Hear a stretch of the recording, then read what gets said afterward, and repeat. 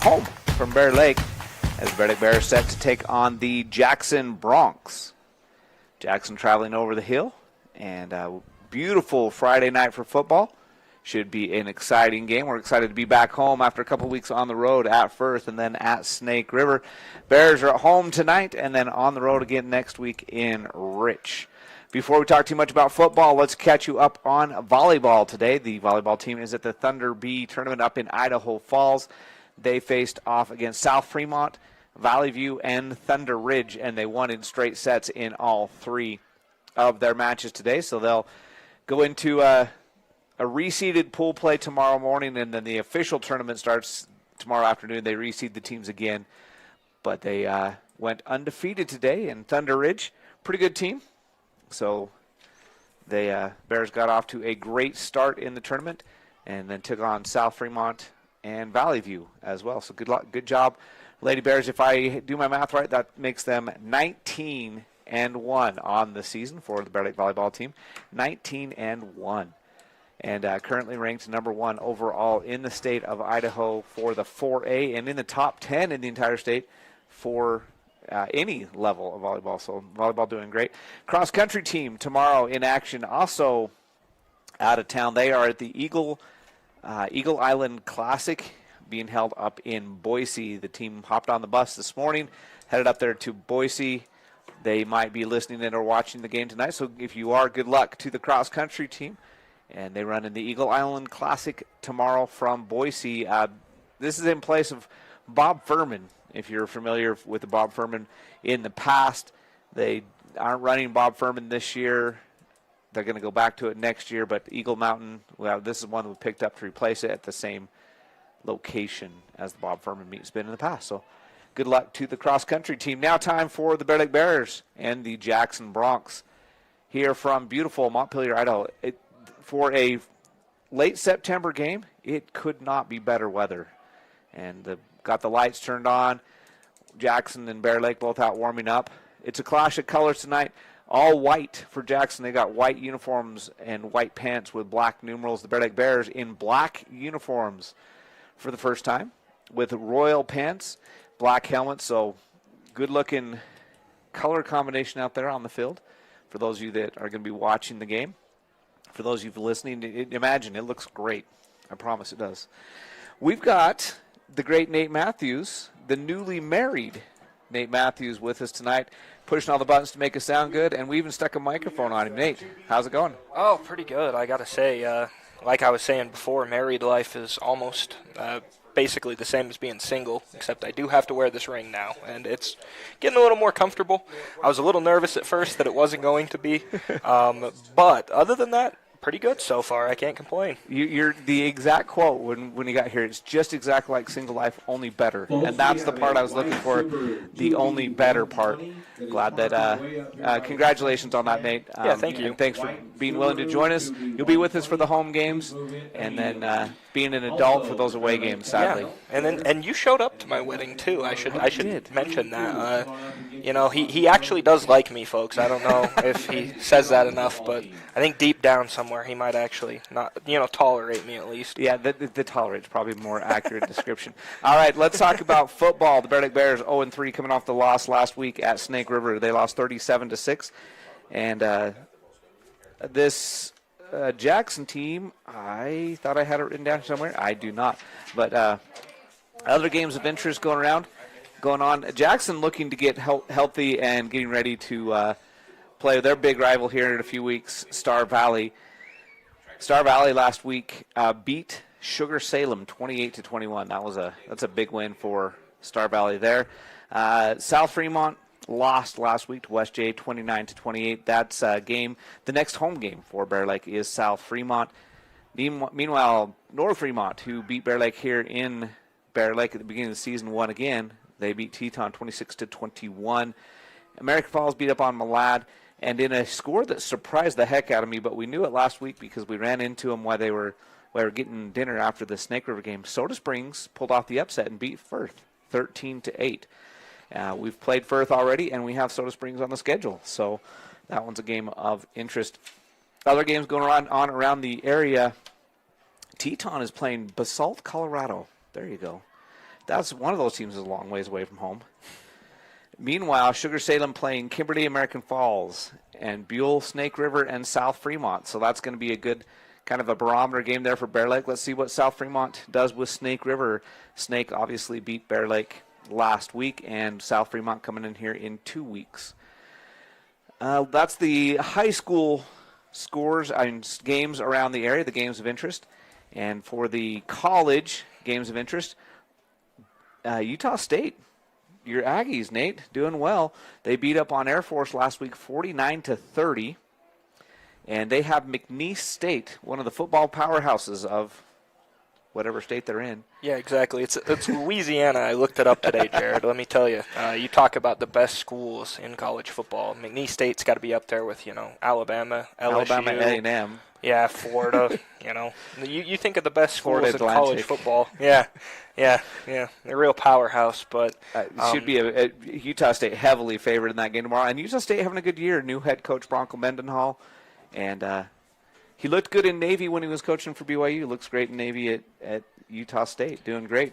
Good things going on there. Yeah, and on top of that, we're talking about a team that covered the spread, which I don't usually say against a Power 5 opponent. Texas A&M's a good school, so, this team covered the spread against them. So I'm not saying it's a moral victory, but I don't remember many games against the SEC that were that close. So I'm excited for this team this year, Jared. Not too bad. They're doing well in the Mountain West. So good luck to Utah State. Utah last week, if you watched the first half, you would say that Utah and Wyoming had two of the best defenses of all of college football and two of the worst offenses in all of college football. 3-0 at halftime over there in Wyoming.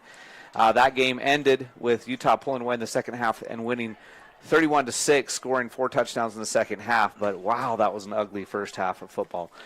They have a big game tomorrow. Utah has – this is a barometer game. If you remember back to last year at this point, Utah was 3-0. They had just beat Oklahoma State. They looked like one of the best teams in the Mountain West. Wow, in the Big 12, and then the wheels fell off, and they lost the next 7 straight games before winning their last 2. Tomorrow is a game similar to what they had a year ago at this time, going into Oklahoma State. 2 teams ranked in the top 20. Texas Tech, well, I think Texas Tech might be 22 or 23. So both in the top 25 for sure. Big noon kickoff coming to Salt Lake City, and the Utes host the Red Raiders. Utes are a 3-point favorite at home, but that's a big game. I don't know. One of those two teams, whoever wins that game is going to be the front runner to win the Big 12 conference, I would think most people would say, because they're 2 of the 4 or 5 best teams in the conference right now, at least so far, and the winner of that game definitely puts himself in a good spot. Yeah, honestly, I think both of those teams are really good. I think I'm really impressed by Utah early on in the season. A lot of question marks, specifically their quarterback, Dampier, but really turned it on the last couple of weeks, had a couple of great weeks of football, really efficient. So I think if you're a Ute fan, you're really excited with what you're seeing on the field, and I'm really excited to watch that game as well. It's interesting. BYU and Utah are both in the same situation. They've both, neither one of them lost yet this year, but they haven't really played anybody. Utah thought they had a big test on the road to start the season at UCLA. It's turned out that UCLA is not good. They've already fired their coach. So that win doesn't look as good. And then Wyoming has struggled this year. They knew they weren't going to be great. So that wasn't really a test. And they played some high school team in between. Cal Poly or something like that. I didn't know Cal Poly had a football program. So they haven't been tested. BYU also hasn't been tested. BYU, that's our next game to talk about. BYU demolished Portland State. Portland's not even a state, so I'm not sure there. And then they beat Stanford, and Stanford still not sure if they're any good. So BYU and Utah both have their first real tests tomorrow. At least we think they have their first good test tomorrow. And BYU is at East Carolina, and it's definitely at least on paper, the best team they've played to this point. So BYU will have a pretty good test tomorrow at East Carolina. That kickoff is at 5:30-ish, I think. So there you go. I'm going to level with you, Jared. BYU always finds ways to amaze me when they schedule their non-conference games because they find the worst schools, and I mean the worst schools to play against. Portland State is worse than Idaho State, and that is like a record. I mean, if you're worse than Idaho State, you're doing something wrong, very wrong. And on top of it, Jared, you played Stanford, and I understand Stanford's a Power 4 school. But the coolest thing about Stanford is Andrew Luck is on their coaching staff. They don't have anything else going for them. He's their general manager. All right, let's move on because we got to have a football game here. ISU is hosting Lincoln, California tomorrow, and Boise State is at Air Force. So that's a kind of a barometer game for Utah State fans to see what to expect when Boise State comes to town in a couple weeks. And so there you go. That's what's going on in the local college action. Wyoming is at Colorado is at Wyoming, I think. That's an interesting matchup.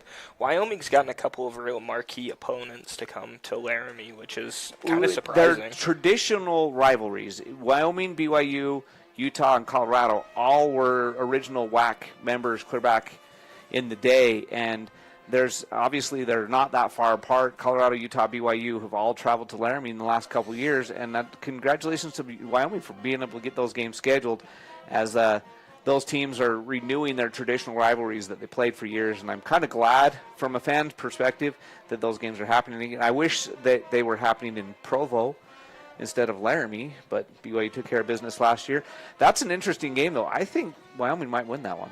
It's a possibility. I'm not going to lie to you. I think Wyoming's a tough school, and I really do think Colorado is kind of back in a rebuild. 1-2 to start their season. Wyoming could surprise a lot of people. At minimum, I see them covering the spread in that one. Yeah, and Colorado struggling. It turns out when you lose the Heisman Trophy winner, your team's not as good as they were the year before when they had the Heisman Trophy winner. Alleged Heisman Trophy winner. There's a little asterisk there for me. As you walked in wearing your Gentry for Heisman hoodie tonight. Anyway, Genty's moved on. He's in the NFL now, so get over it, Nate. Hey, I'll be honest with you. The thing about that race was both of those players were deserving of a Heisman Trophy. I mean, both of them doing things at their positions that hadn't been done before. I mean, but I will say seeing a guy play both sides of the ball, pretty impressive. So all in all, pretty fun year last year. Still excited for this year, though. Okay, Bear Lake versus Jackson. Bear Lake trying to get back on the board, get their first win of the season, 0-3 so far. The big news for tonight's game is, if you didn't know already, Jack Hume, Bear Lake starting quarterback, is on the sidelines in blue jeans. Last week's injury at Snake River was season-ending for Jack, so welcome everybody to Bear Lake. He will be on the sideline, and I do believe Dax Perkins, if I'm not mistaken, will get the start for the Bear Lake Bears. Dax, a sophomore, getting his first start as a Bear Lake High School quarterback. At the varsity level, he played JV quarterback last year, and he did throw some balls on Friday night at Snake River. But national anthem time is the Bear Lake High School cheerleaders bringing out the U.S. flag, the Idaho flag, and the Bear Lake High School flag to midfield. The Bear Lake High School pep band is going to play our national anthem.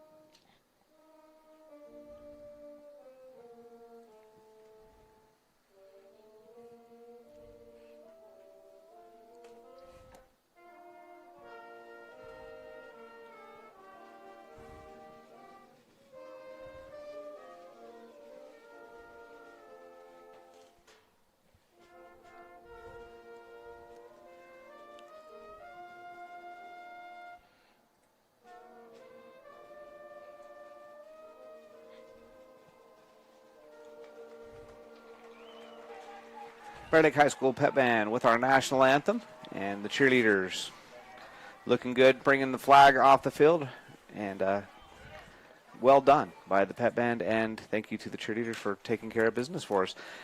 And I want to thank the Tailgate Party sponsors tonight. If you were at the game, you had the opportunity to enjoy the Tailgate Party put on by Bear Lake Memorial Healthcare and the Bear Lake High School FFA. They fed us Sloppy Joes. If you're at the field, they might still be down there serving food, and they were good. We enjoyed a Sloppy Joe up here, and it was delicious. So help yourself. And thank you to Bear Lake Memorial Healthcare and the FFA for putting that on. So the Jackson Bronx will kick off to start the game. They'll be going from left to right as you see it, and as we see it, and you hear it here on the SVI Sports Network. Bears will have the ball first. And Jackson's got some kickers. Their JV kicker has already made a 44-yard in-game field goal this year, and he's a freshman, and he doesn't even dress varsity. That kind of gives you an indication what their varsity kicker's like. We didn't do keys to this game. We did not. We did not do keys to the game. So, my key to the game is I'm going to say stay healthy. The Bears can't afford to lose anybody else. League play, we've already played Snake River. We still got American Falls on the schedule, and that could be a game that gives us a chance to get in the playoffs. So I'm going to say stay healthy in this game. That, if you play well, it can help you in max preps, but is not essential. I agree with that 100%. We can't afford any more injuries. I'm going to say stay in it for my key to the game tonight, Jared. As long as Bear Lake hangs around in this game, the more confidence you're going to get. It's easy to come out, with the injuries they're facing. Obviously, Jack Hume on the sideline. It's easy to come out and be scared, but they just got to come out and hang in it as long as possible, and it gives them a chance to win. So the kicker for Jackson puts it into the end zone. That's Bang. Alex Bang, I hope I'm pronouncing that right. He kicked the junior place kicker, and it's in the end zone for a touchback. If you were watching and saw Tafoya trying to bring it out and asking why they didn't let him, as soon as it crossed the goal line in high school, it is a dead ball. So the Bear Lake Bears will start first and 10 at their own 20-yard line on their first possession of the night. And Dax Perkins, the quarterback out there, he's got right off his left hip. Tafoya, the near side receiver, 3 receivers to the far side. That include Birch, Anderson, and I think that's Ewing also out there with him. So let's see what the Bears do. At the first play of the game, back to pass is Perkins. He's going to do just a little swing pass out to Wiscombe, and he's down the sideline. Good game for Wiscombe. They mark him out of bounds after a 14-yard gain out to the 34-yard line. So the first play of the game is a little wide receiver screen, and he goes for 14 yards down the sideline. Bears have some breathing room out to the 34-yard line. The best part of that whole entire play is he had time. He did. And that's a safe pass right there, and that's what you do when you have a young quarterback getting his first start. Good job. Good throw by Dax. Good catch and run by Wiscombe. Wiscombe now in motion. Perkins again has right off his left hip. Here's the snap. Here's another pass. The same play to the other side, but it's over the head of Anderson. Better defended that time. Probably wouldn't have gone to anywhere.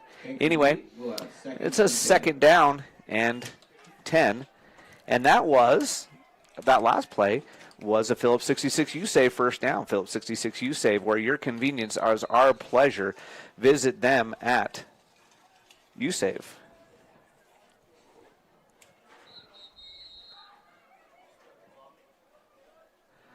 So it is second down and 10. Anderson, the near side receiver, Wiscombe and Wright both in the backfield this time. The give is to Wiscombe. He breaks the first tackle and gets to the second level. He's going to pick up the first down out across the 40 to the 44-yard line. That's good for another Phillips 66U save first down. And Wiscombe gets 10 on the carry. So Wiscombe has a 14-yard reception, a 10-yard catch, 10-yard run on that one, and he was caught in the backfield, but he was able to pull away. The guy just had him by the jersey, and Wiscombe breaks free and gets the first down. So first down and 10, ball out to the 44-yard line. Wiscombe and Wright, the running backs, split to either side. Ewing, the near side receiver, give us to Wiscombe. He's going to bounce it up the middle, and he's only going to get back to the line of scrimmage is all, no gain on the carry. So second down and 10. The JV game was all Jackson. They led it 28-0 at halftime, and they won it I want to say 35-8 was the final score there in the JV game. They do give Wiscombe like half a yard on that last play, so let's call it second down and a long 9. Anderson, the near side receiver, Brock Birch in the slot on the near side. Far side receiver is Ewing, both running backs in the backfield. Give is a play action pass just over the outstretched arms of Brock Birch. It'll bring up third down now and 9. And I'm impressed so far with Perkins. He's actually handling things well. That one's settled on him just a little bit, maybe a little bit too much pepper on it with some nerves, but the Bears have come out passing, and Perkins so far hasn't done too bad. No, he's actually been very good, very composed. It's a lot of pressure. He's making the right throws. Hasn't connected on a couple of them, but he's making the right throws. Yep.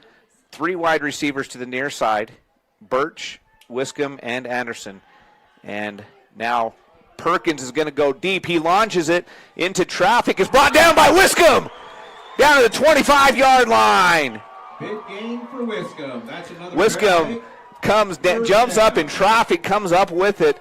That ball goes from the 44-yard line. They mark him down at the 26. So call it a gain of 32 yards. That shows a lot of confidence already from him. That's awesome he's getting flushed out of the pocket and still made a play out of it. Yeah, he could have easily just lowered his shoulder there and ran for some positive yardage. He saw the opportunity. Quarterback keeper there on the option. Nice run by Perkins. He's going to gain positive yardage down inside the 15 to the 11-yard line. So call that one a run of 15 yards on the quarterback keeper, and that was an option play. First down. And that was an option to hand it off. He kept it. That was a good read. Great read. And Wiscombe would have been bottled up. The defensive player took the running back, and Perkins made the right call, picks up 15. It's first down and 10. Bears cleared down to the Jackson 11-yard line. Perkins gives it this time to Preston Wright, right up the middle, untouched, touchdown Bears! Preston Wright with the 11-yard touchdown run. And he was untouched until about the half-yard line, and then by then there was no way the lone guy back there was going to bring him down. What an opening drive for the Bears. They go 80 yards for the touchdown. And Wiscombe will come out and try the extra point.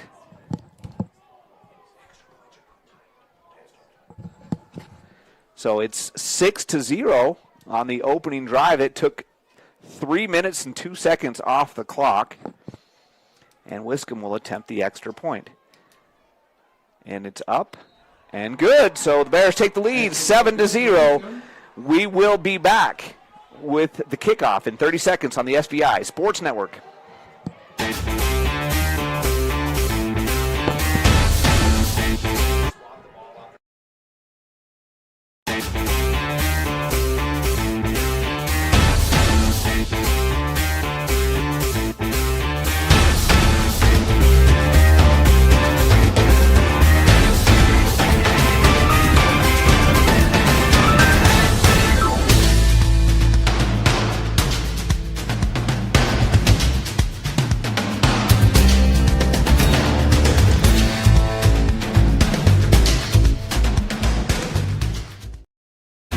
Let's get back to the game with Jared and Lisa live on the SVI Sports Network.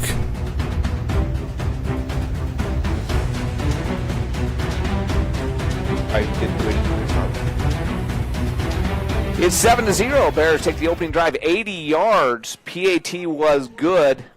And the Bears take the lead 7-0. And a great drive there. Caleb Wiscombe was the superstar on that drive, but Dax Perkins, got to give him a ton of credit. He made some good passes, and he made some good reads on some options. And the kickoff is going to be returned. It bounced around, and then that broke everything, touchdown. Nobody's going to stop him. Oh, maybe. Run down. Nope, couldn't push him out of bounds. Touchdown by Jackson. And that was number 4. Cooper Kinsler. So the Bear Lake offense right back out there. Jackson. And that one looked like it could be perfect for Bear Lake. Well, he had Wiscom's fumbled it, too. Yeah, Wiscom's kick angled over to the sideline. He fumbled it, like you said. And I think that's kind of what broke it, is the defense lost contain when they saw the ball on the ground, him right at the sideline, 10-yard line, and he goes 90 yards. Well, we had a swarm of Bears already there by the time he actually picked up the ball and started running with it. So, like you said, yeah, just broken play that turned into something great for them. And now they have a chance, and it took 18 seconds off the clock. That tells you how long the kickoff lasted. And it's a low-line drive kick, but it is up and good. 60-second break. We'll be back with the other kickoff in 60 seconds on the SBI Sports Network. Here at Bear Lake Memorial Hospital, we have the honor of having a great radiology team. They've been recognized at the state level of being the best in their field. In our radiology department, we are able to provide MRIs, CT scans, X-rays, mammograms, ultrasound, echocardiograms, nuclear medicine, and DEXA scans.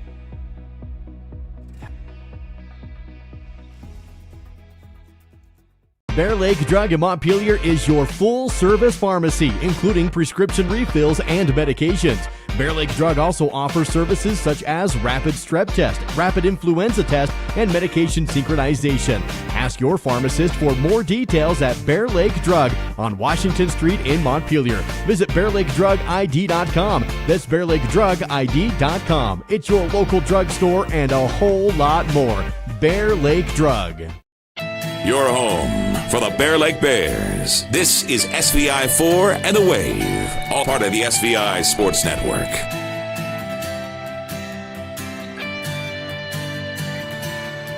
Alex Baylog with the extra point after the touchdown, the 90-yard return by Kinsler for Jackson. So we've had exciting football. We're not even 3.5 minutes in, and we've got 2 touchdowns, a great drive by the Bears, and a fantastic return by the Bronx, and Baylog will kick off. His first kickoff went into the end zone for a touchback. And this one is going to go into the end zone for a touchback again. Great angled kick. Just barely snuck around that pylon and stayed in bounds. That was a great kick. The amount of control he's got on his leg is actually pretty impressive. And what's scary if you're a Jackson opponent is they've got a freshman that did the same thing in the JV game. He made it all five of his extra point attempts, and he had a couple of touchbacks as well. And for a freshman kicker to get a touchback is impressive. Yeah. So Bears scored on their first possession. They got the ball right back. The defense hasn't stepped on the field yet for Bear Lake. And the offense right back out there. Perkins has 2 wide receivers to either side. Right is the running back. He sends Wiscombe in motion. False start.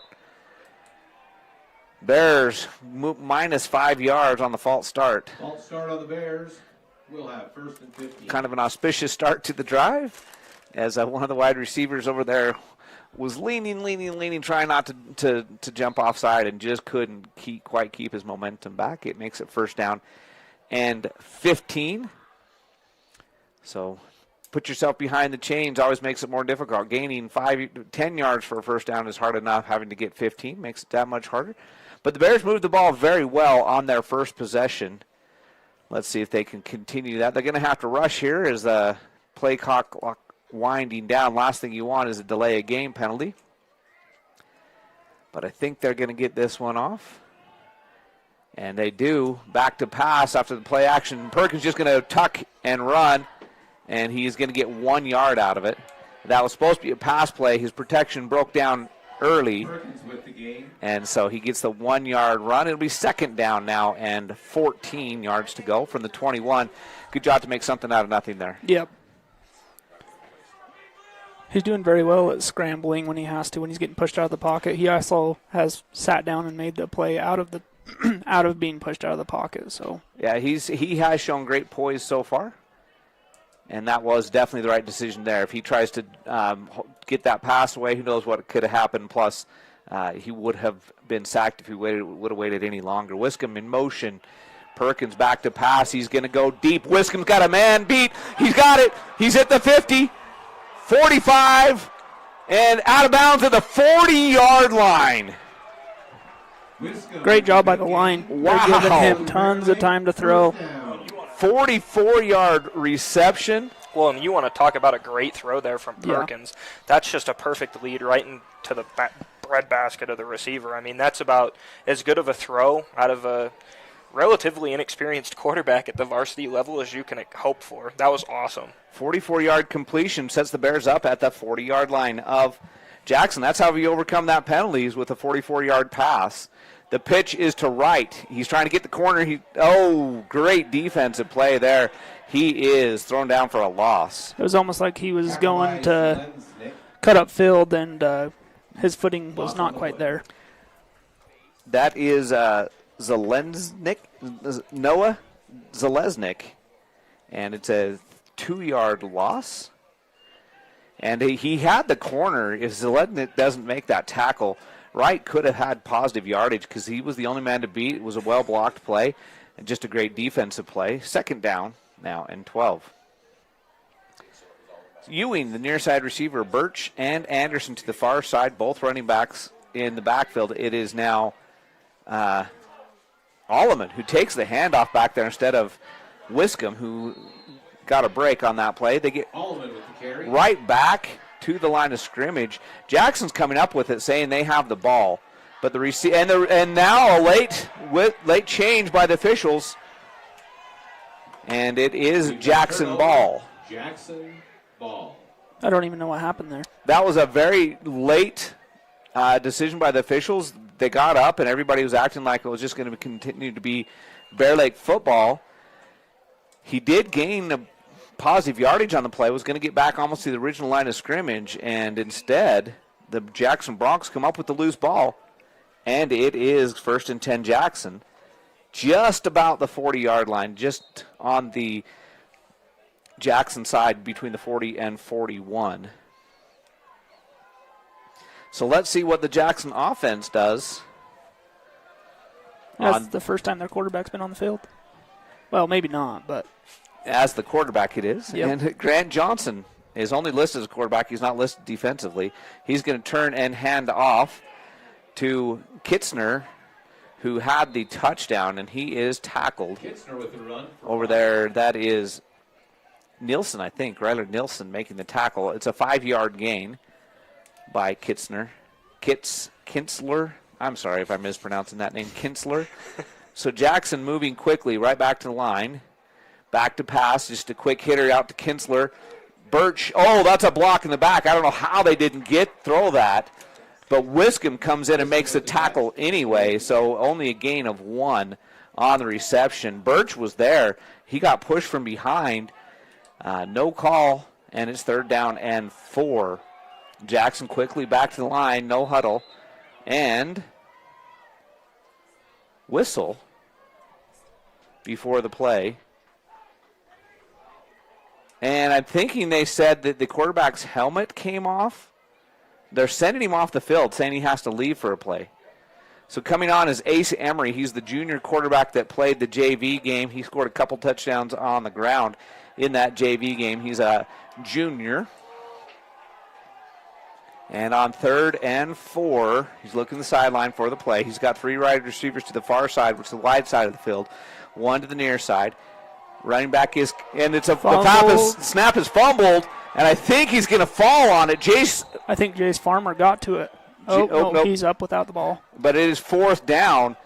So the fumbled snap, Jace Farmer was there quick. He would have been putting some serious pressure on anyway.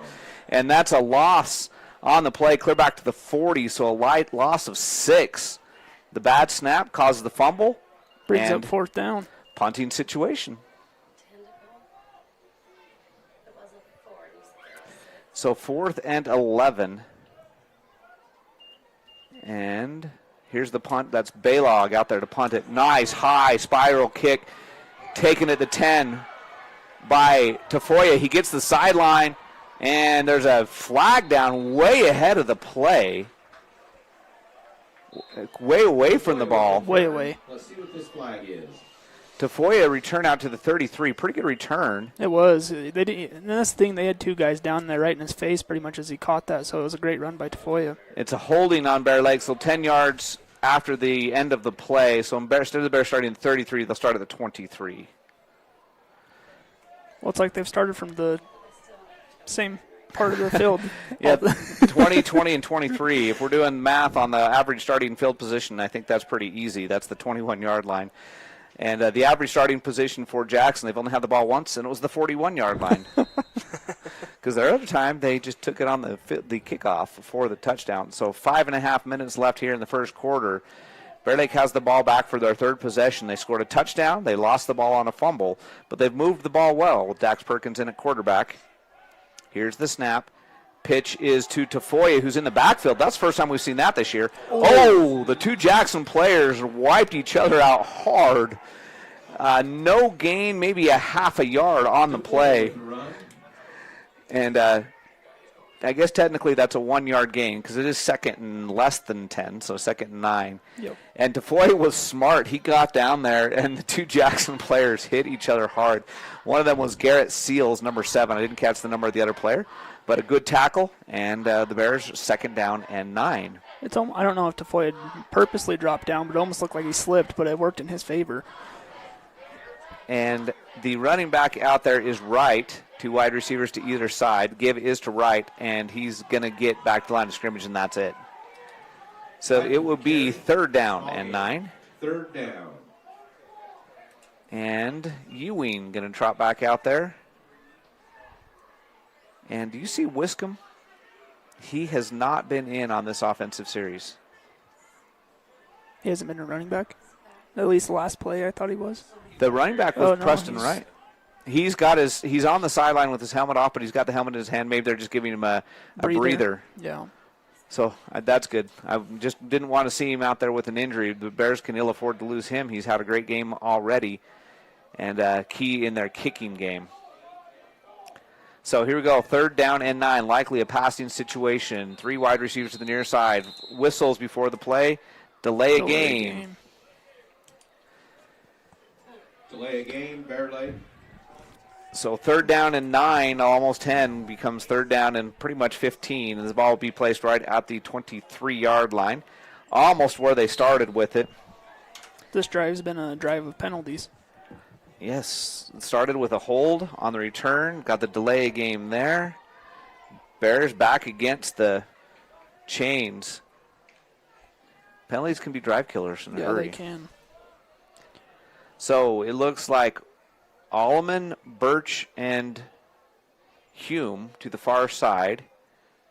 Rolling, looking, passing, and it's intercepted over the hands of Alleman and picked off. Liam Logan on the pickoff right there. Yep. Interception by Logan. So Logan with the interception, and he just was playing center field. That was a decent read. The man was there. The intended receiver was Alleman, but it was just too high for him. He couldn't go up and get it. And Logan right into his breadbasket, and he returned it to the 18-yard line.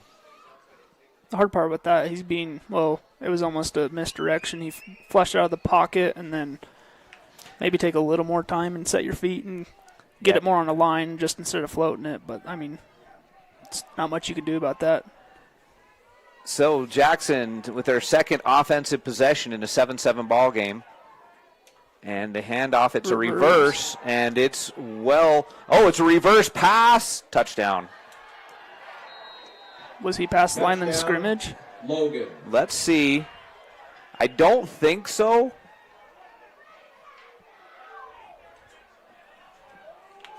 I don't think he was past the line of scrimmage. That was the first thing I looked at, and that was Liam Logan catching that pass. And I believe, did you see who the number on the quarterback? Nope. I was watching every which way the ball was going. So it was a reverse pass, and Liam Logan was standing in the back of the end zone wide open, and Bailong. No. Is that Bailong? No, it was number 20. And it's Flanagan, the kicker, and he misses. Yeah, he pulled it. So the PAT is no good. The score remains 13-7. We'll be back with the kickoff right after this on the SVI Sports Network. Our PT department is comprised of physical therapy, occupational therapy, speech therapy. We also have pelvic floor that we do. Physical therapy helps in multiple settings. They assist in the skilled nursing facility, the manor, the home health, along with helping out with both preoperative and postoperative. Make sure that you have the best outcome with your surgery and your way of life going forward. Bear Lake Dental in Montpelier is where kindness and dentistry meet. Our friendly, talented team have years of experience in providing compassionate service and high-quality dental care. Dr. Micah Himmerick, Dr. Monty Weston, and a full staff of dental experts are here to help you create a new smile. Visit Bear Lake Dental at 215 South 4th Street in Montpelier, online at bearlakedental.com, or give us a call at 208-847-0153. Bear Lake Dental, creating happy, beautiful smiles. Find local scores from around the region after the game at SVInews.com. This is the SVI Sports Network. There's been a lot of action so far in just one quarter. Baylong with the kickoff. This one's going to be short enough. Anderson's going to be able to return it. He takes it to the 7. He's out across the 20, headed for the sideline. He makes a one-man miss. And he's going to be finally forced out of bounds at about the 28-yard line, best starting position. And then a late hit. We have a penalty flag. That's got to be a late hit because that came down after when they were starting to get up. So that's the only thing I can figure. Dead ball, personal foul, Jackson. So something happened after the play. They're going to add 15 yards to the end of the run. So Bear Lake will actually start at the 43-yard line, if I math it up right. Either one of you two see what happened over there on that? I didn't. I'm assuming it was out of bounds. It kind of looked like somebody hopped on top of him after he was already out of bounds. So good return there for, they mark it at the 44. So nice field position for the Bear Lake Bears out to the 44-yard line. Nice return by Anderson. They attacked the 15 yards onto the end. That's why the kicking it into the end zone for those touchbacks is so vital. Handoff is to Wiscombe back in there on offense. And he breaks a tackle, still on his feet, and he's going to get about 5 yards. Wiscombe, again, looked like he was going to be stopped in the backfield or maybe no gain, and instead he just keeps those feet churning. That's why you do those drills. Yep. Sam, you were running back. You did those drills a lot, and that's why you do it. Tons. You just keep the feet chopping, and that's how you gain positive yards, 2nd down and 5. Well, the best part of keeping your feet turning, it doesn't matter even if you're tied up. They spin you backwards, and then they throw you forwards. Your feet are already going, so that much momentum back forwards is huge. And twice he's been stopped with just a hand tackle. Just had his jersey in the backfield. He's been able to break free both times. So DeFoya and Ewing are the near side receivers. Birch and Nielsen on the far side, and it's going to be a sack. Just ran out of time. Great coverage. And that's going to be a loss of Stopped 8. on the play by King. King on the tackle there. So it's going to be 3rd down and 13 after the loss of 8 yards on the sack.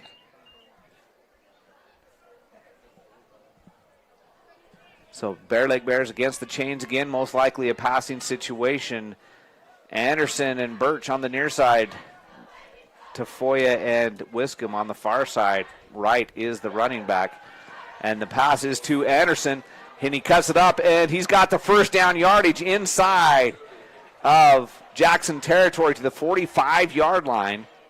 So he gets from the 40 out to the opposite 45, giving 15 yards on the pass and catch. That was a good move by Anderson. He caught it just short of 1st down yardage. And he made a good move to pick up that 1st down.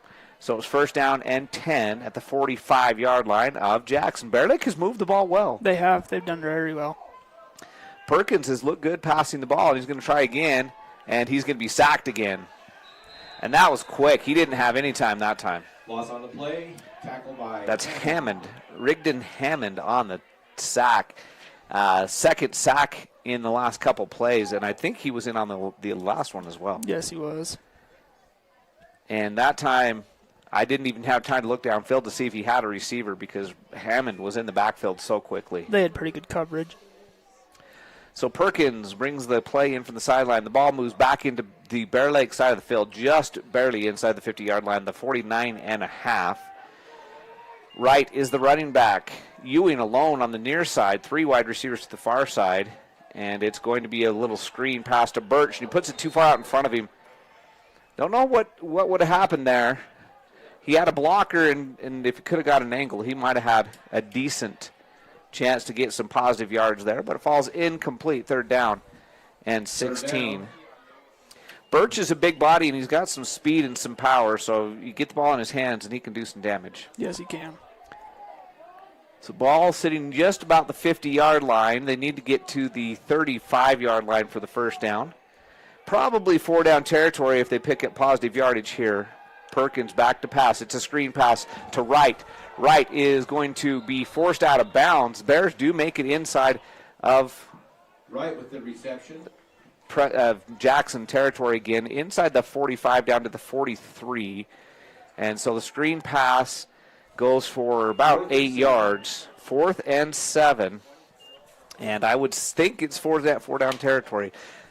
That was kind of my thought process, as they picked up 7-8 yards there, that they might go for it here on 4th down, and they are, as Perkins comes in from the sideline. And down by a touchdown. Extra point was no good, so a touchdown and an extra point puts you back on top. The Bears willing to risk it here. Allman, the running back.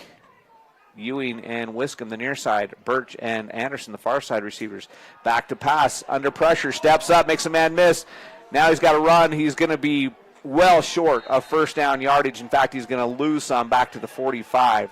So a 2-yard loss and the turnover on downs.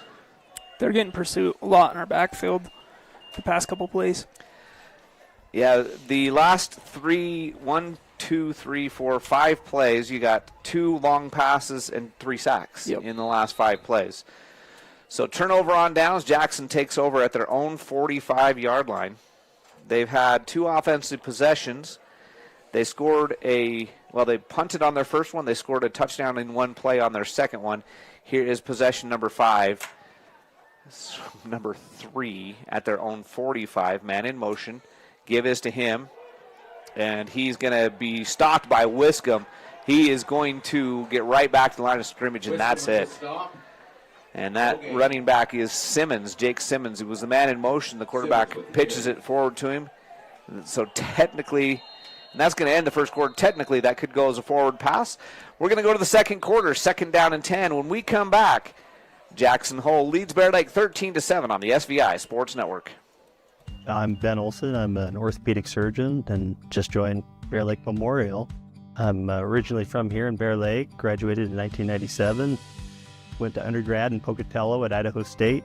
Went to med school in Missouri, residency in Ohio, practiced in Northeastern Oregon for the last 11 years. I'm excited to come back home. You kind of grow up doing a lot of outdoor stuff like hiking and hunting and fishing, and that's kind of what we would do as a family. Now, as your kids get older, your life is focused around them, so then you chase them around with all their sporting activities, and that's been a lot of fun. Probably the thing I love the most is taking somebody that can't find relief and offering them a surgical alternative and seeing the change that can happen. My goal for my patients is to earn your trust and take you through that journey and offer them some relief from what they're suffering from. High school sports coverage lives here on the SVI Sports Network. Let's get back to the game.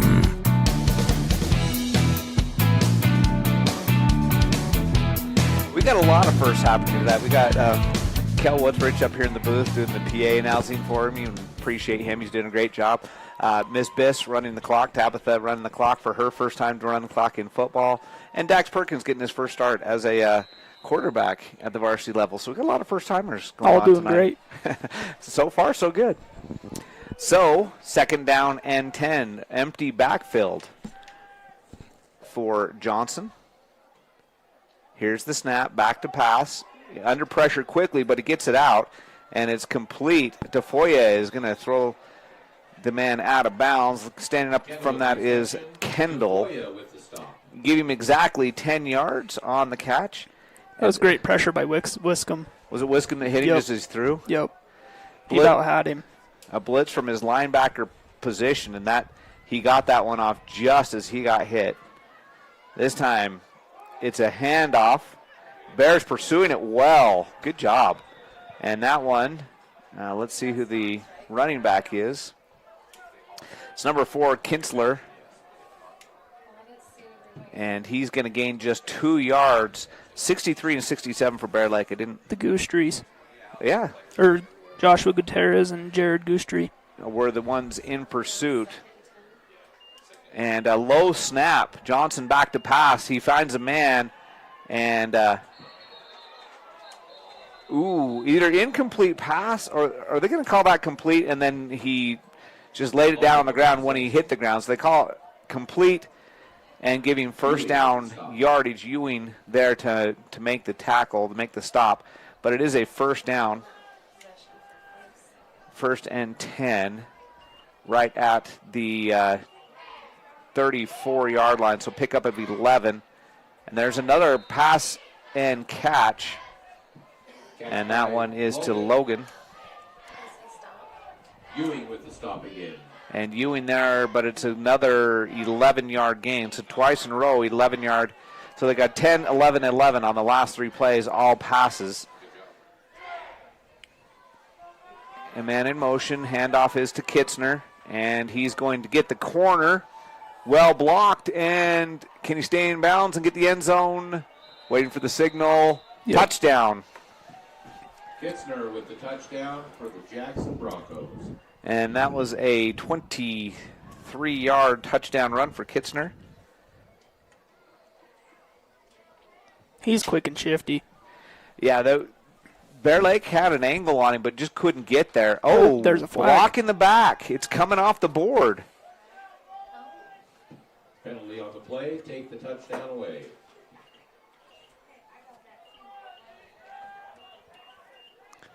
So instead of a touchdown, it'll remain first down. It's a spot foul, so it's from the spot of the foul. Makes it 1st and 11. First down and 11 for Jackson. And take the TD off the board.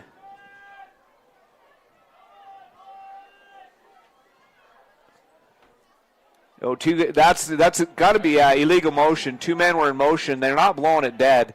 Yeah, just throw it away. You got to just throw it away. Throw another dude in intentional grounding. Illegal shift.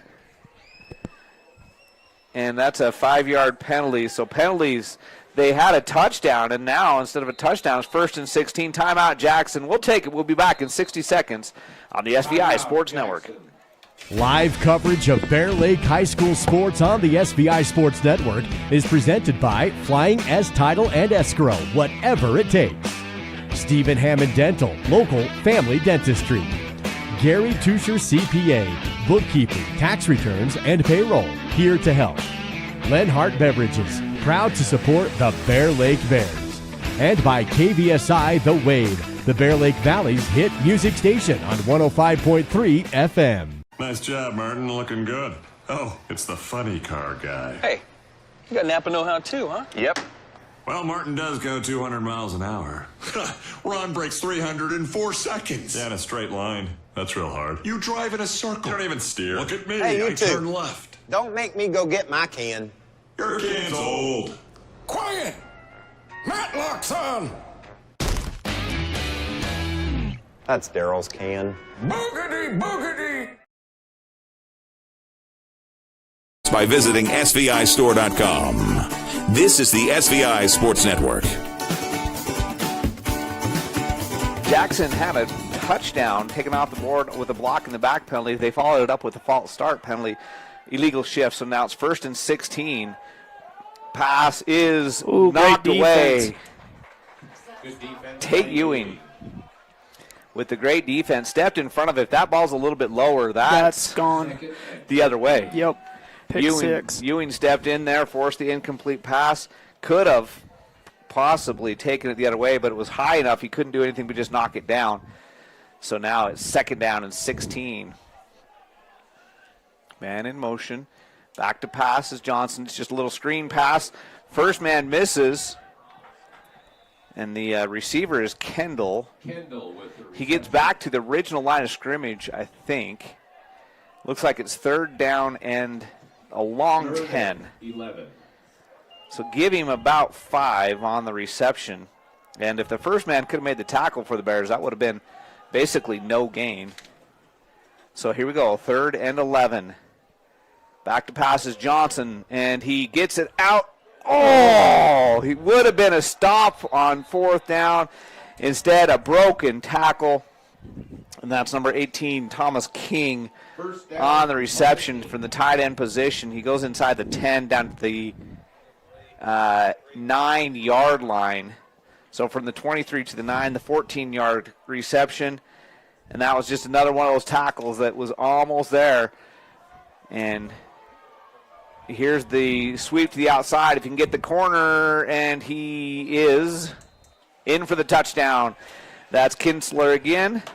Touchdown, Kinsler. And he'll go 9 yards for the TD. So he got the 23-yard touchdown that was taken off the board for the penalty. He gets that touchdown back, and that does push the score to 19 now to 7 for the Jackson Bronx. Just a broken tackle away from maybe forcing a field goal.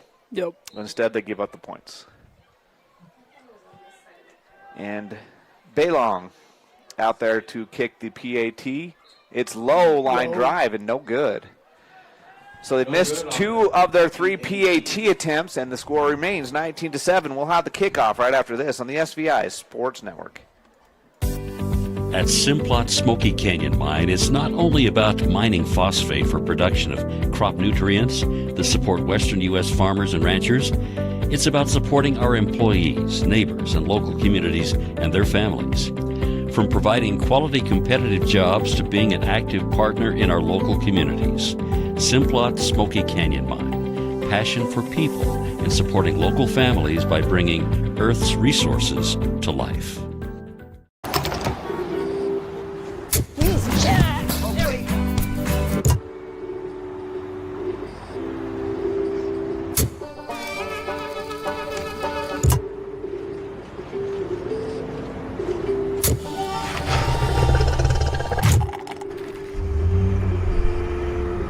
Go here, go there, go anywhere with Phillips 66. Live to the full with You Save Phillips 66, where your convenience is our pleasure. Baylong's kick goes into and out of the end zone for a touchback, so you missed absolutely nothing except for Baylong kicking off. Great kicker. Yeah. To put the kickoffs in the end zone is a huge weapon at the high school level. It usually saves 10, 15, 20 yards. And so Bear Lake will take over at their own 20-yard line. Bear Lake has lost one to a fumble. They've lost one to an interception. And then they turned it over on downs after their first possession went 80 yards. 80-yard drive for a touchdown. Bears need to put some more points on the board here to stay in this one. Preston Wright with the sweep. He's going to turn the corner, get back to line of scrimmage, and not much else. Looks like in no gain, in fact. Right with the carry, no gain. So 2nd down and 10. Good pursuit. When he first turned the corner, I thought he was going to be able to. Yeah. I thought he had something, but they pursued quick. A lot of speed out there on the corner. So Perkins, who on that first drive looked really impressive. And other than really the interception, he's actually made good decisions. The interception was the right throw. He just threw it a little bit too hard. It sailed on him and turned it into a pick. Wright is the running back, and the handoff is to Wright. Oh, arm tackle. Couldn't break it. He would have been to the second level there. Instead, no gain. Right with the carry. 3rd and 10. Down. And when you got a sophomore making his first start at the varsity level, what you don't want is 3rd and long. No. I don't know. He's been throwing the ball well. He has thrown it well, but the problem with the 3rd and long is the defense now knows. Yeah, you know exactly what's coming. Birch and Anderson together on the near side. Tafoya and Wiscombe on the far side. Right is the running back. And it's going to be to Birch. And he makes a couple men miss, and he's going to get the first down. Brox Birch, 11-yard gain. What a run after catch. Rack yards right there. Yep. he caught that ball with only about a 3 or 4 yard gain and made 2 guys miss, and then even pushed the pile forward once he got the 2 guys to miss. And so the run after catch picks up the first down. It's 1st and 10 Bear Lake. That's a Phillips 66 U-Save first down. Phillips 66 U-Save. Live to the full, where your convenience is our pleasure. Perkins back to pass, and he's got, he had right, and it was knocked, I think it was tipped about the time it hit his hands.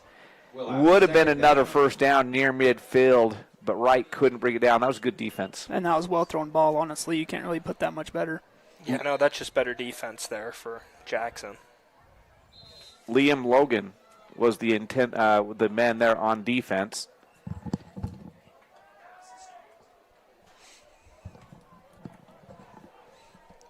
So we've got Perkins has Wright in the backfield, 3 wide receivers to the far side. It's just a quick wide receiver screen out there to Anderson, and we're going to have flags all over the field. Anderson with receptions, penalty on the play. So a short gain, but I think they're going to say holding or pass interference on the offense, one of the two. Holding on Bear Lake, 10-yard penalty, so it'll be 2nd down and 20. Holding on Bear Lake, 2nd and 20 coming up.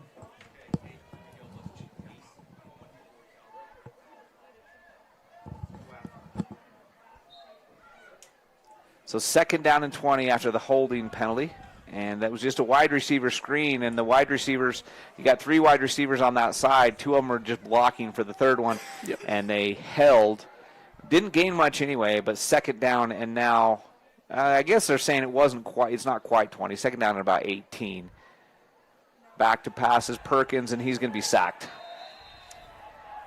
And that one's back inside the 20 to the 18-yard line. So it's 3rd down and forever. Yep. He lost. We could say Geneva on this one. About another 4 yards. So 3rd down and forever. He's got to get out to across the 40 to the 41, and they're at the 18. So 23 yards, I guess, officially. 3rd down and 23. This is not 4-down territory. No, I'd say not. You got to pick up 22 of the 23 at least to even think about going for this one on 4th down. Here with 6 minutes left till halftime, last thing you want to do is give Jackson good field position late in the half. Already trailing by 2 touchdowns, so Perkins back to pass. He's got good protection. It was a screen pass to Wright, and he's going to get some of the yardage back. Almost back to line of scrimmage. Out across the 25 to about the 28. So they're going to give him about 10 yards on the screen pass, so not bad. That just is a field position throw right there. And Caleb Wiscombe will be the punter. And back deep, number 4, Kinsler. He's had a big night already. He has. He's fast and shifty. Started the game for the Jackson Bronx with a 90-yard kickoff return for touchdown.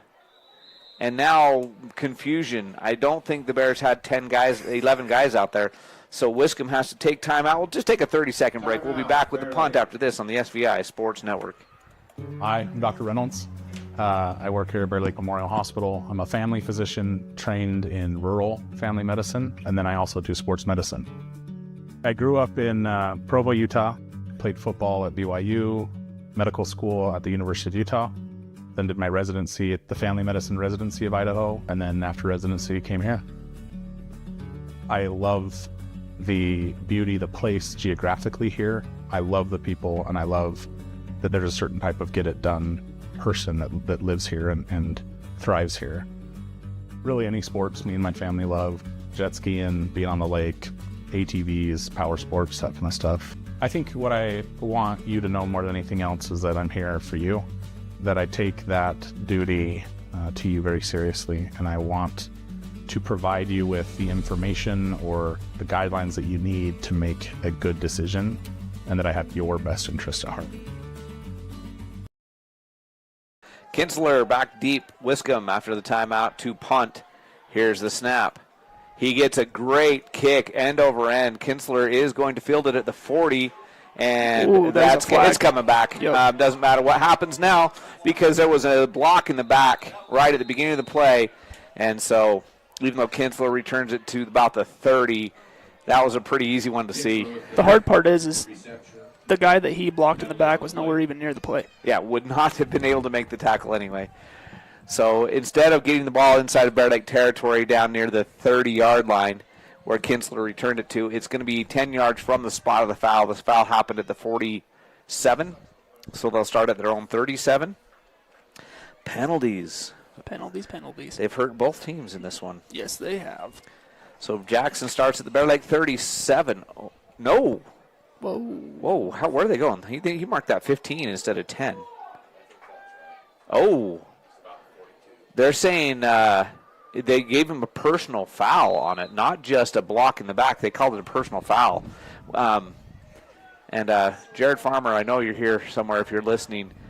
You got to explain that signal to me because they put the hands together like it's helmet to helmet. Maybe it's a defensive player. Maybe that's the call. Here's the snap. Here's the handoff to Kinsler right up the middle. And he's into the second level out across the 45 to the 47-yard line. That's Tate Ewing that finally knocks him down, but not until after he had gained 15 yards on the run. He is fast. When he hits that hole, he's gone. And the screen pass to Kinsler, and well blocked downfield, and he's going to get into Bear Lake territory. It's going to be Anderson who forces him out, but it's a 13-yard gain. Just a little screen pass, and that was well blocked and well read by Kinsler.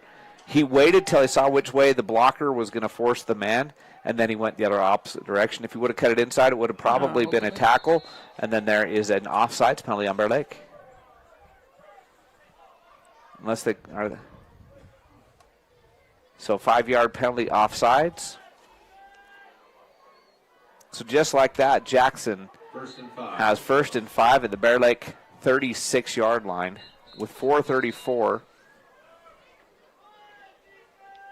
left in the first half. I feel like this hurry-up offense is really messing up the Bears' defense.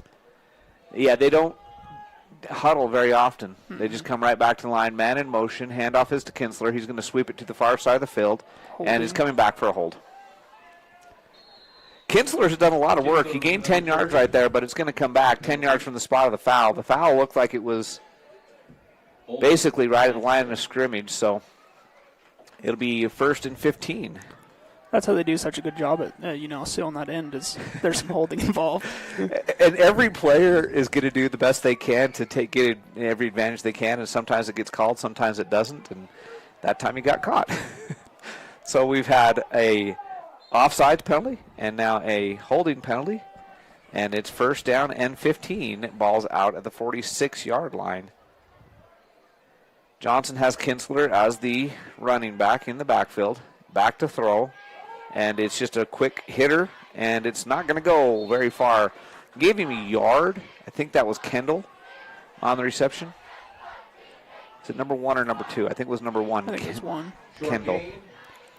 So gain of 1 on the pass. 2nd and 14, right back to the line of scrimmage. Empty backfield, back to pass. Quick pass, gets it out there. Oh, it's tipped in. Oh, wow. Alleman was inches away from a big play. He stepped in front of that pass, knocked it down, knocked it in the air, almost dove and caught it. If he'd have come up with it cleanly originally, he probably would have been gone, honestly. Potentially. There's been 2 plays like that. He had a good chance there. So here we go, 3rd and 14. Bad snap. It's clear, and he's just going to dive on it. Huge loss. Technically, that goes as a sack. He just had to dive on it at the 36. So what's that, a 5, 10, 15, 19-yard bad snap. Loss on the play. So 4th and burn. 4th and 24.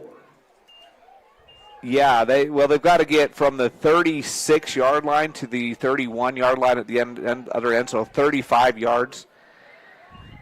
So 4th and 35, player running on really late in punt formation, and that's Baylog back to punt. Anderson and Tafoya back deep. It's going to go end over end to Anderson, and he muffs it, so he's just going to fall on it at the 20-yard line. Great punt. But Anderson does fall on it at the 20. Bear Lake first. Hey, look at that. 20-yard line. I was going to say, does this sound familiar, guys? Bear Lake starting at their own 20. Bear Lake has had the ball. Let's see. 1, 2, 3, 4, 5, 6 times, and 4 of those 6 times they started at their 20, and one of the 2 times they didn't, it was at the 23. So Bears have started pretty much at their own 20-yard line every possession. Wright is the running back. 2 wide receivers to either side. And back to pass. And it's to Anderson. He's caught it. He got it for about a 6-yard gain. Went down low, secured the catch. They give him 6. It'll be 2nd down and 4. And that's what you want. Make those quick, easy passes. Get the short chunk yards. You got some time here. 2:20 left until halftime. Bears would love to move down, put some points on the board right here, and go into halftime in a decent game. I feel like that's huge. If we can get some points right here, that's a whole different second half. Back to pass. Perkins, he's going to pull it down. And now he just drops it off to Wright, and it falls incomplete. That was a good choice. If Wright could have come down with that, he would have gained some positive yardage. Instead, it stops the clock at 1:59. It'll be 3rd down and 4. Timeout on the field taken by Bear Lake. We'll be back in 30 seconds on the SVI Sports Network. We take all the decisions and explain them and make it easier for everybody to understand. We bring a uniqueness to it, and we try to make sure everything is positive and happy and people have a good experience. People come in and sign papers and they leave and they're happy, they get their house. I like that. When we hand you that deed to your home, there's not going to be anything that's going to come up later that's going to hurt.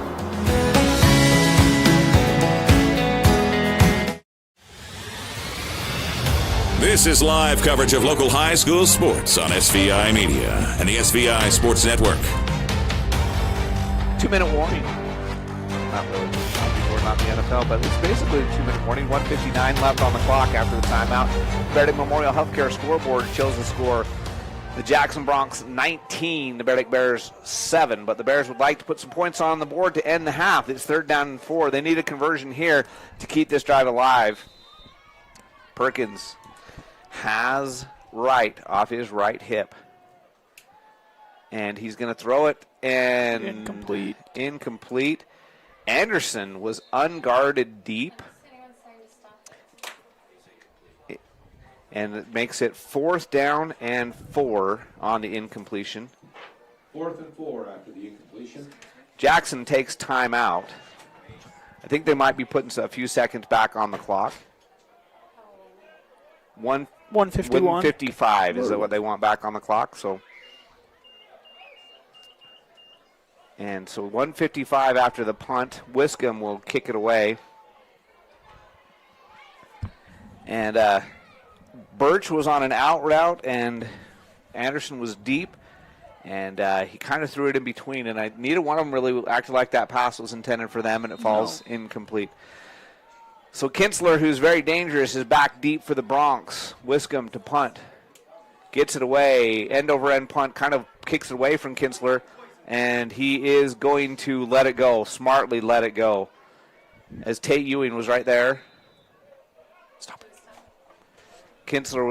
Ewing was right there, and at the 34-yard line, the Bronx have it.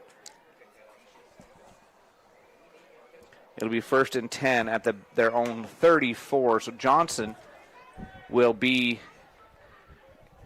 have a minute and 43 seconds to operate, and he's got 66 yards to go to see if Jackson can put some more points on the board, or if this will be a halftime score at 19-0 on the Bear Lake Memorial Healthcare scoreboard. Kinsler is going to be in the running back off the right hip of Johnson. 3 wide receivers to the far side. 1 to the near side. Johnson back to pass. High snap, but he brings it down. Gets the pass away. He's got his man, and he's going to be down to the 46-yard line. Ewing in the area for the tackle. And from the 34 to the opposite 46, so a gain of 20. Quickly to the line. Johnson back to pass again. Wiscombe hits him as he throws. It's a long ball. It's incomplete.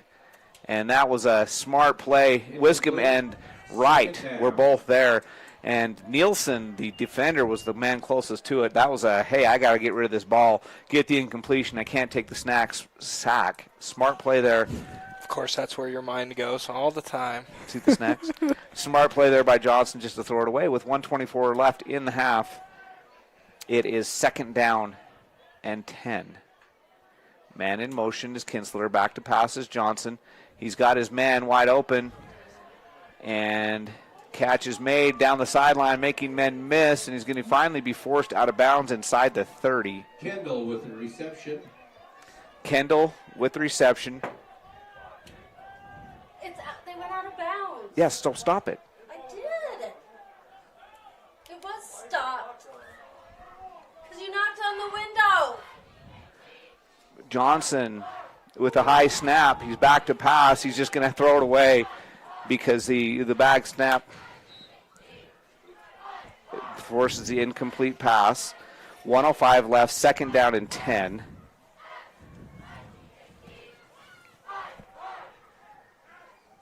So 1:05, 2nd down and 10. Ball at the 27-yard line. Yep. So Johnson has Kinsler off his right hip. 2 wide receivers to either side. Plenty of time. I think they only have 1 timeout left. And ball's over the head of the intended receiver. He was open. That was Kinsler. Good pressure being put on in the backfield right there. And that is Joshua Gutierrez applying the pressure. So the incompletion right with 1 minute left is 3rd and 10.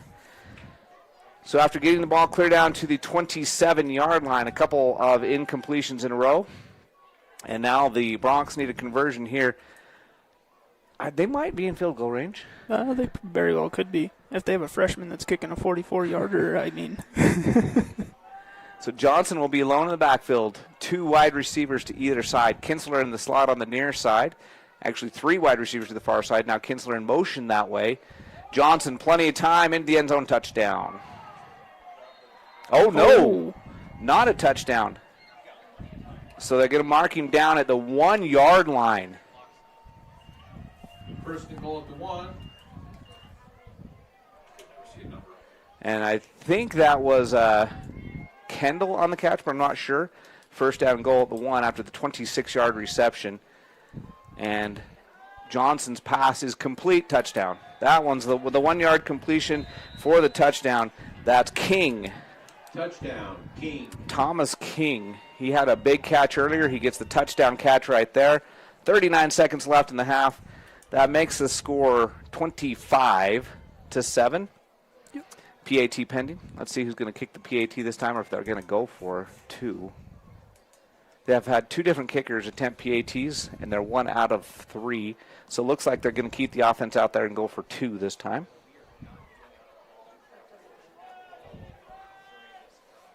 Johnson has Kinsler off his left hip. Now he moves him over to the right side. 2 wide receivers to either side, man in motion. Here's the snap, and just to lob it into the back of the end zone. Incomplete. That was intended for Kendall. Incomplete on the extra and so the extra point attempt is no good, and your score remains 25-7 on the Bear Lake Memorial Healthcare scoreboard. 30-second break and a kickoff right after this.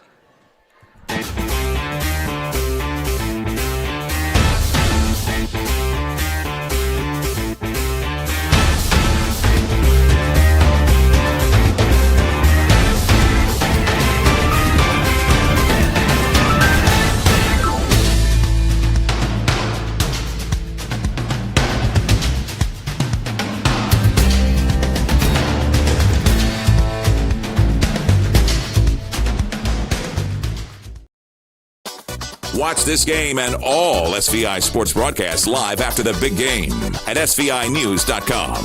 This is the SVI Sports Network. Baylog kick off. Tafoya and Anderson back in for the Bears. Bears will have a little bit of time. Let's see what they decide to do after this kickoff. Baylog is going to kick it deep, and Anderson will watch it go into the end zone. It'll be a touchback. The Bears will have it where? Oh, the 20.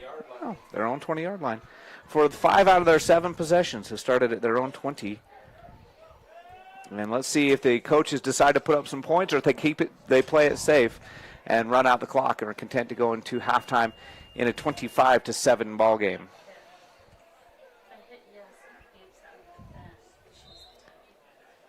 First and 10 Bears, trailing 25-7 with 39 seconds left. Wright is the running back. 2 wide receivers to either side. Perkins is going to be back to pass. He gets it out to Tafoya. Is tipped away. That was dangerous as the ball was tipped. Incomplete. Falls harmlessly to the turf. 2nd down and 10.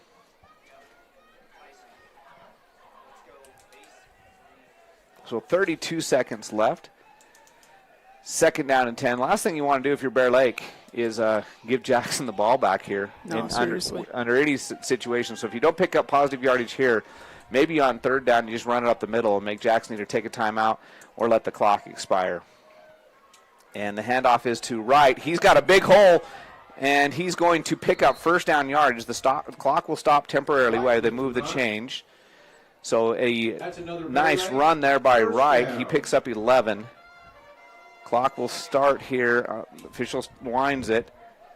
25 seconds left. See if the Bears don't seem to be in any hurry to get this play off. So maybe they're just content now that they got that 1st down to let it run out. Perkins is going to bring him to the line with just 10 seconds left. Likely the last play of the first half. Perkins back to pass. Barring a penalty, this is going to be the last play of the half as time runs out, and Perkins is just going to be tackled for no gain, and that's the end of the first half. 25-7 in favor of the Jackson Bronx. We'll take a 2-minute break. Let us catch our breath. We'll come back with the halftime stats right after this on the SVI Sports Network. Here at Bear Lake Memorial Hospital, we have the honor of having a great radiology team. They've been recognized at the state level of being the best in their field. In our radiology department, we are able to provide MRIs, CT scans, X-rays, mammograms, ultrasound, echocardiograms, nuclear medicine, and DEXA scans.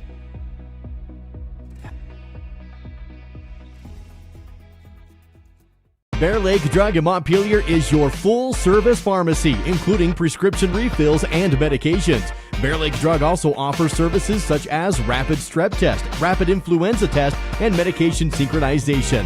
Ask your pharmacist for more details at Bear Lake Drug on Washington Street in Montpelier. Visit BearLakeDrugID.com. That's BearLakeDrugID.com. It's your local drugstore and a whole lot more. Bear Lake Drug. Our PT department is comprised of physical therapy, occupational therapy, speech therapy. We also have pelvic floor that we do. Physical therapy helps in multiple settings.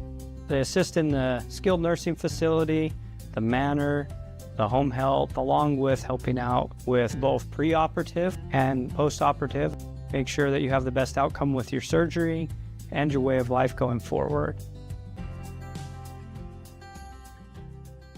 Bear Lake Dental in Montpelier is where kindness and dentistry meet. Our friendly, talented team have years of experience in providing compassionate service and high-quality dental care. Dr. Micah Himmerick, Dr. Monty Weston, and a full staff of dental experts are here to help you create a new smile. Visit Bear Lake Dental at 215 South 4th Street in Montpelier, online at bearlakedental.com, or give us a call at 208-847-0153. Bear Lake Dental, creating happy, beautiful smiles. This is Bear Lake football on SVI 4 and The Wave, all part of the SVI Sports Network. Bear Lake Memorial Healthcare scoreboard shows the Bears trailing at halftime by a score 25-7 here versus the Jackson Bronx.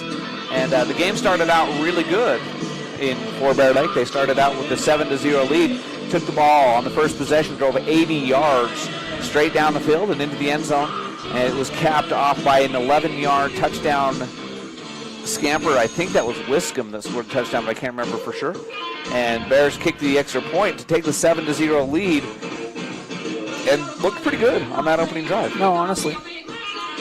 Then it turned around almost immediately. The Bears have had bad luck to start games. 3 of the 4 games this year, the very first time the other team has touched the ball, they've scored a touchdown. Yep. Opening drive touchdowns on the first play in the game at home against North Fremont and at Firth. And then the first time that Jackson touches the ball, it's Kinsler goes 90 yards and returns the kickoff for a touchdown.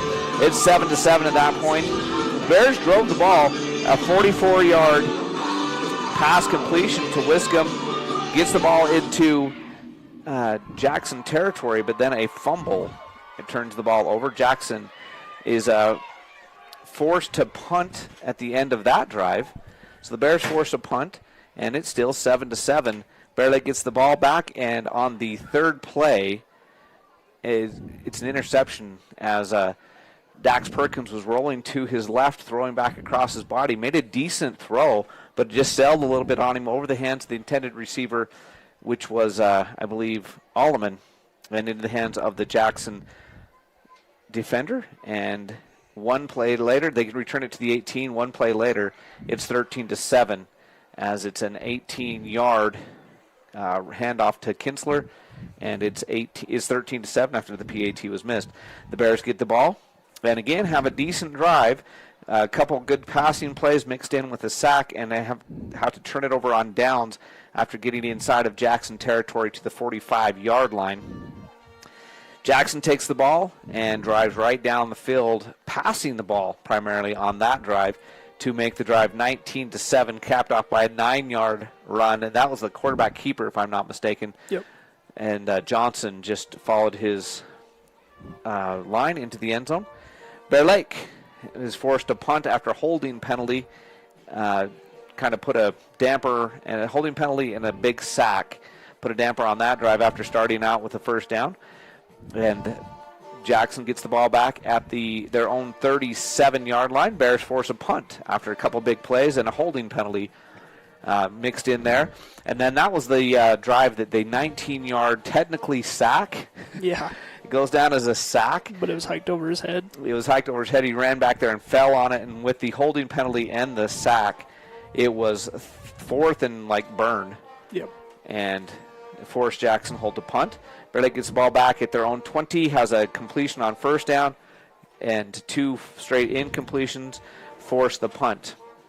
Jackson takes over after the punt at their own 34-yard line. A big passing play later, and they go into the end zone that just before the half with a couple big passes on 3rd down and long. They get the pass down to the 27-yard pass down to the 1-yard line. One play later, it's into the end zone, and that was Thomas that caught that one. Thomas King catches that one, the tight end, for the touchdown, makes the score 25-7. Bear Lake just runs the clock out, and that was the end of the first half. Not a bad start for Dax Perkins. In his first ever start at quarterback at halftime, he's got 140 yards in his first varsity start, I should say. He has played quarterback plenty, but this is his first ever varsity start. He gains 140 yards in the first half, passing the ball. Made some good decisions on some RPOs, and he made a good decision on one quarterback option. He gained some positive yards on the ground. Other than that one pass that sailed on that was intercepted, not a bad first half for Dax. Not at all. I think has done very well. Big shout out to his line. They're giving him time to get set up to throw most of the time, but even when he does have to scramble, he's still making something out of getting pushed out of the pocket. Yeah, he's done a decent job when he has decided to pull it down and run it, and he's usually made the right decision on when to pull it down and run it. Yep. So not a bad first half. Obviously, Jack Hume, we'd love him to be out there. Good luck with his recovery. Season-ending injury last week at Snake River. That's why Dax is getting his first start. But for a first start against a good Jackson team, not doing too bad a job. I don't have the exact stats, and that 140 is very unofficial, by the way. And I don't have the exact stats for Jackson on that last drive. I neglected to write down some of their plays. They've had a good mix of running and passing the ball, and Kinsler has been their hero so far. He's had a great first half, and he has put up a lot of yardage, a couple touchdowns. He had a touchdown taken off the board, and then he got it back a few plays later. So second half, going to start in 2 minutes. We'll take a break. We'll come back with that second half in about 2 minutes. 25-7 on the Bear Lake Memorial Healthcare scoreboard. I'm Ben Olson. I'm an orthopedic surgeon and just joined Bear Lake Memorial. I'm originally from here in Bear Lake, graduated in 1997, went to undergrad in Pocatello at Idaho State, went to med school in Missouri, residency in Ohio, practiced in Northeastern Oregon for the last 11 years. I'm excited to come back home. You kind of grow up doing a lot of outdoor stuff like hiking and hunting and fishing, and that's kind of what we would do as a family. Now, as your kids get older, your life is focused around them, so then you chase them around with all their sporting activities, and that's been a lot of fun. Probably the thing I love the most is taking somebody that can't find relief and offering them a surgical alternative and seeing the change that can happen. My goal for my patients is to earn your trust and take you through that journey and offer them some relief from what they're suffering from. Live coverage of Bear Lake High School sports on the SVI Sports Network is presented by Flying S Title and Escrow, whatever it takes. Stephen Hammond Dental, local family dentistry. Gary Tusher CPA, bookkeeping, tax returns, and payroll, here to help. Lenhart Beverages, proud to support the Bear Lake Bears. And by KVSI The Wave, the Bear Lake Valley's hit music station on 105.3 FM. Nice job, Martin. Looking good. Oh, it's the funny car guy. Hey, you got Napa know-how too, huh? Yep. Well, Martin does go 200 miles an hour. Ron breaks 300 in 4 seconds. Yeah, in a straight line. That's real hard. You drive in a circle. You don't even steer. Look at me. Hey, you I two. turn left. Don't make me go get my can. Your can's old. Quiet! Matlock's on! That's Daryl's can. Boogity, boogity! At Simplot Smoky Canyon Mine, it's not only about mining phosphate for production of crop nutrients that support western U.S. farmers and ranchers. It's about supporting our employees, neighbors, and local communities and their families. From providing quality competitive jobs to being an active partner in our local communities. Simplot Smoky Canyon Mine. Passion for people and supporting local families by bringing Earth's resources to life.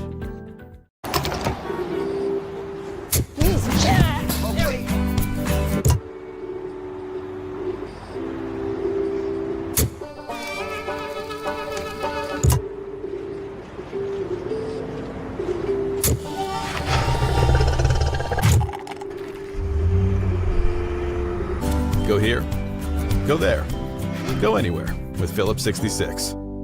Live to the full with You Save Phillips 66, where your convenience is our pleasure. Back to more live coverage of Bear Lake football. It's 25-7 on the Bear Lake Memorial Healthcare scoreboard. The Bear Lake Bears and the Jackson Bronx here from Montpelier High School. Jackson in the lead. And, interesting first half. We got 2.5 minutes left because they put the Martindale 3, is what I like to call it. Keith used to hate this rule. And I will tell you, in Keith's defense, any other sport, if you're not back out there when you're required to be, it's a penalty. Mm-hmm. But in football, if you're not back out there when you're required to be, they wait for you to come out, and then they put 3 minutes on the clock because you are required to have a 3-minute warm-up before they can come out after halftime. So first half, Nate, give us your thoughts and your keys to the second half. Yeah, absolutely, Jared. I think going into halftime, I'm overall happy if I'm Coach Reynolds today. I'm happy with the performance of Dax Perkins through the first half. He's played for a backup pretty good, actually. I mean, relatively safe with the ball, making the right decisions. Of course, the one miss, the interception for the Bronx. That's kind of just an unfortunate blow. But other than that, I mean, that one mistake's really the only thing I've seen on offense. You're obviously going to look for a little bit more consistency. Let's see something more like that first drive. But I think the key to the second half is all going to be based around defense. It doesn't matter how many points this team scores if Jackson's able to do with whatever they want. Now, this team is called the Bronx. This team kind of reminds me of the Denver Broncos. They're throwing short to intermediate passes, and that's something that the Broncos like to do as well on Sundays. So I'm used to watching this kind of football, but they're going to take, those 3-yard out routes because with a soft coverage, they're going to gain, 5 to 6 more yards on that play. And we've seen the short to medium passes for Jackson be super effective throughout the first half.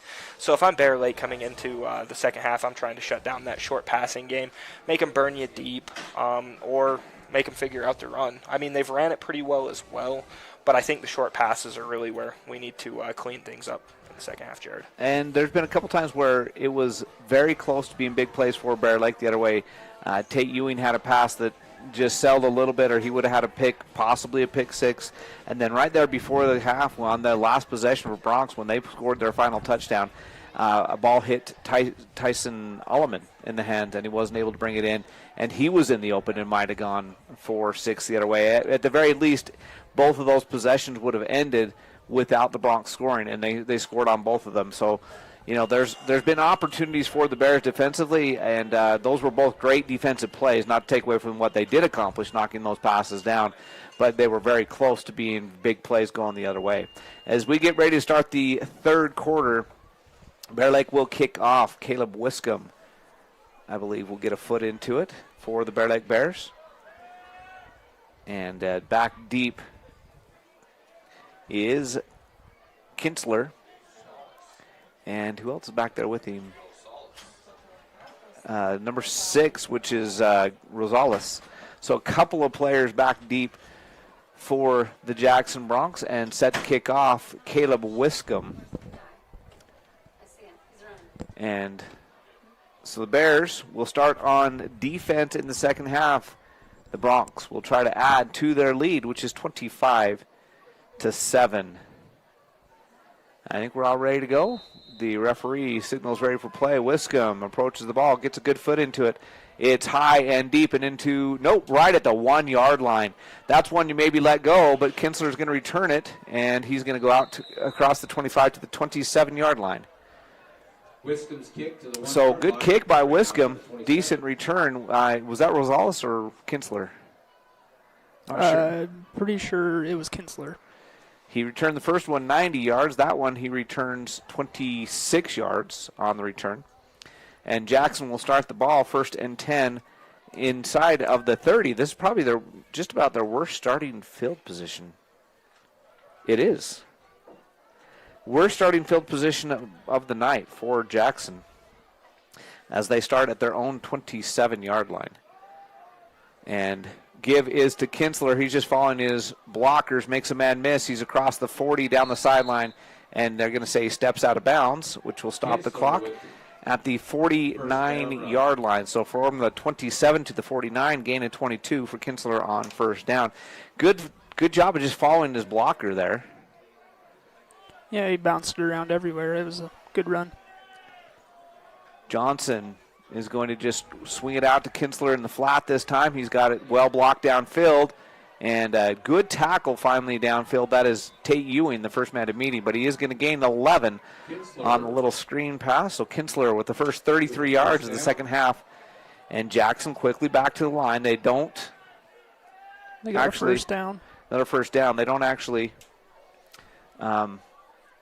huddle, but Kinsler does sub out this time. Rosales is the running back off the left hip of Johnson. And waiting for the signal from the sideline. Now Rosales will be behind Johnson. And the give is to Rosales, and he's going to go right up the middle. And Schwab is going to make the tackle, but it's a gain of 12. So Schwab in there at the linebacker position brings him down in the open field. But it's a 12-yard gain for Rosales, who subs out Kinsler back in off the left hip of the quarterback Johnson. And just that faster back to the line. Kinsler in motion, going deep into the end zone, and it is caught for the touchdown. That is Kendall Kendall with the And touchdown just for like the that, the Broncos. 27-yard touchdown catch.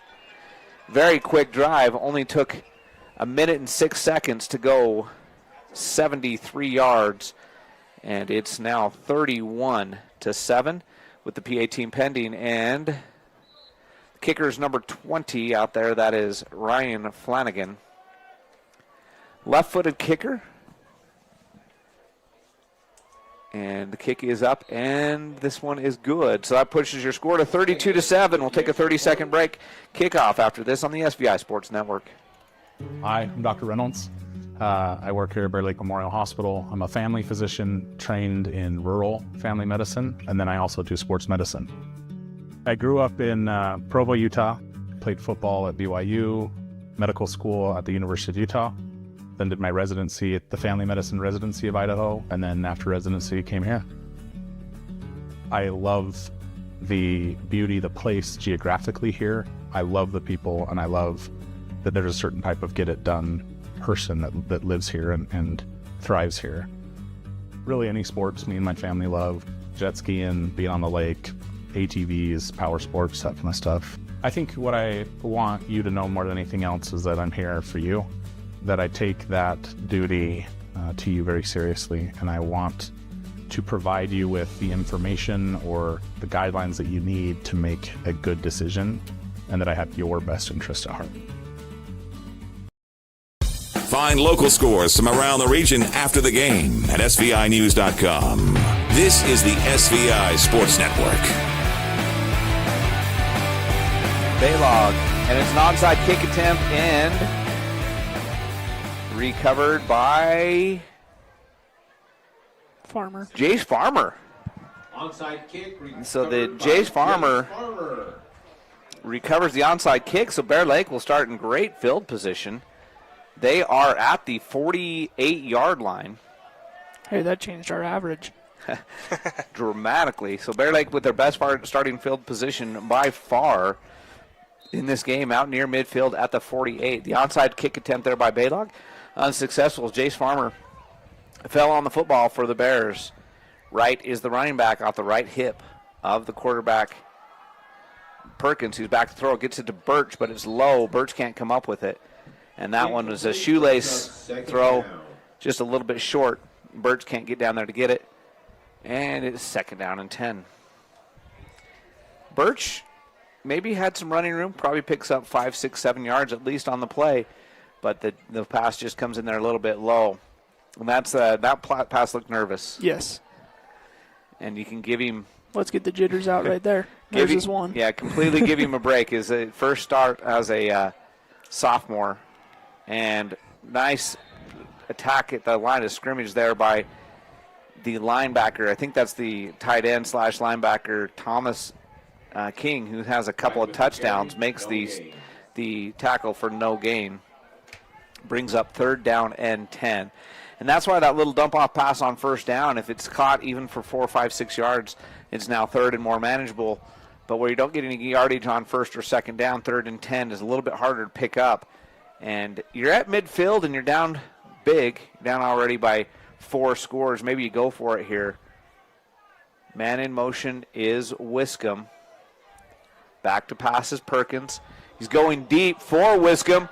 And Wiscombe can't come up with it. Great defense. That was great defense. Wow. Garrett Seals. Wiscombe had a chance out at Seals. Got his hand on the ball, I think, at the last second and knocks it out of Wiscombe's hands. Great throw. Yeah. Hit him in stride. You can't throw it any better than that. You can't run the route any better than that if you're Wiscombe. That was just a good defensive play there by Seals to knock that one away. And if you don't knock that away, that's a big play. He was about the 15-yard line with momentum going forward. He probably doesn't score because Seals was right there, but he inside the blue zone with a chance. Instead, Wiscombe back to punt, and Kinsler, the ever-dangerous Kinsler, the return man. Here's the snap. Punt is away.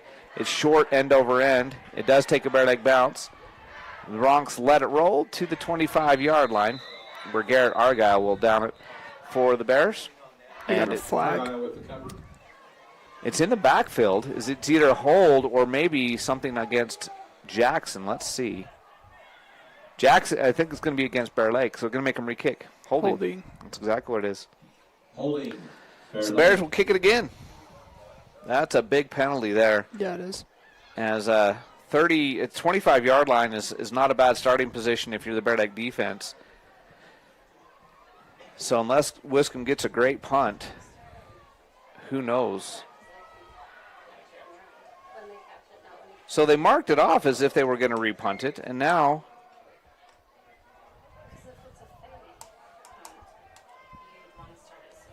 the they changed their mind. I think they're going to say the penalty is declined. Yep. Penalty declined. So I'm not sure why they changed their mind. I was wondering. I think he was maybe thinking that the penalty would be enforced at the end of the kick, right? Instead of the making them re-kick. When we figured out it was going to be a re-kick, he decided to decline the penalty. So it'll be first down and 10 at their own 30 for the Jackson. On their second possession, they went 78 yards for the touchdown on their first possession. 73 yards, sorry, on their first possession of the half. Man in motion, and it's a give to him.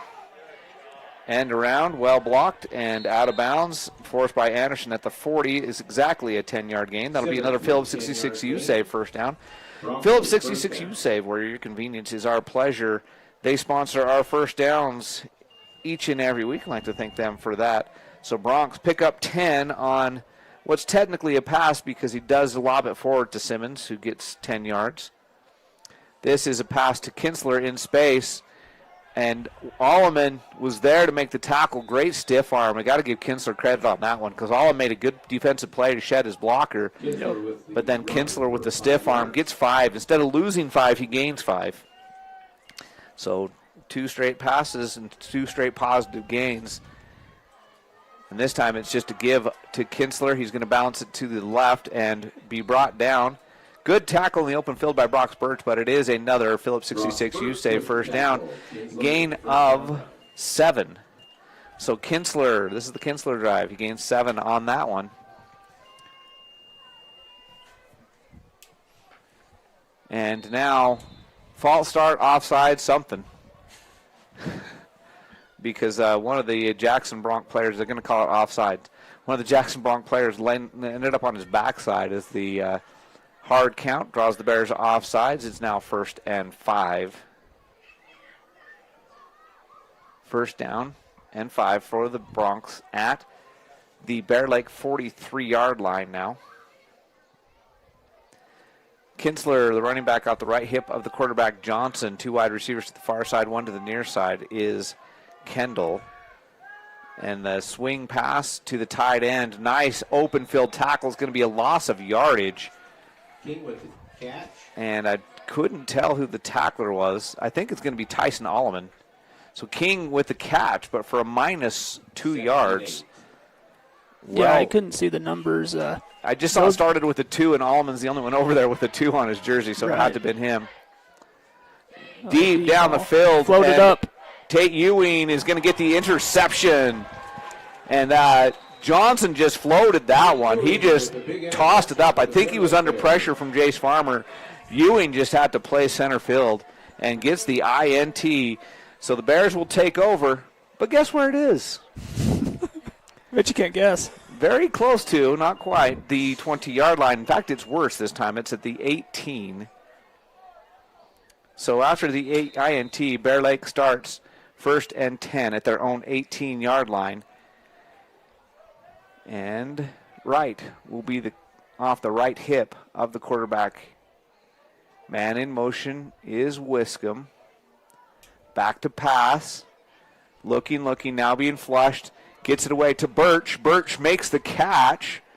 And let's see where they mark him. Going to be a positive gain. Looks like about 6 yards out near the 25-yard line. So 2nd down and 4.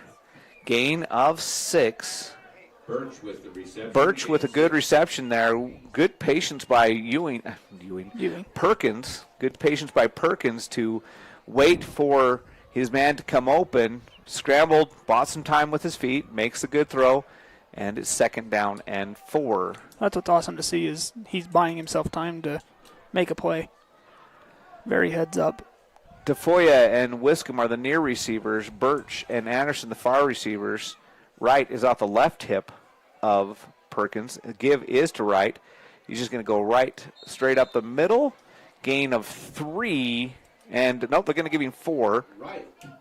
It's going to be good for another Bear Lake first down. That's a Phillips 66 U save first down. First down. So 1st down and 10 on the Phillips 66 U save first down out at the 27-yard line. So Bears moving the ball. They did this in the first half. They moved the ball effectively, just couldn't finish drives other than that first drive. Yep. The fumble and the INT did kill a couple of drives. 2 running backs in the backfield. That's Wiscombe behind. It's low snap. Perkins just going to have to run with it on the broken play, and there's going to be 2 flags. I think it's a holding. Yep. So the timing was all off because of the low snap, and Perkins just tried to scramble with it, and a holding on the Bears. It'll be first down and 20. So the drive off to a decent start, and instead we end up with a penalty, and it's going to be first down and 20. And because it was behind the line of scrimmage, it's 10 yards from the previous spot.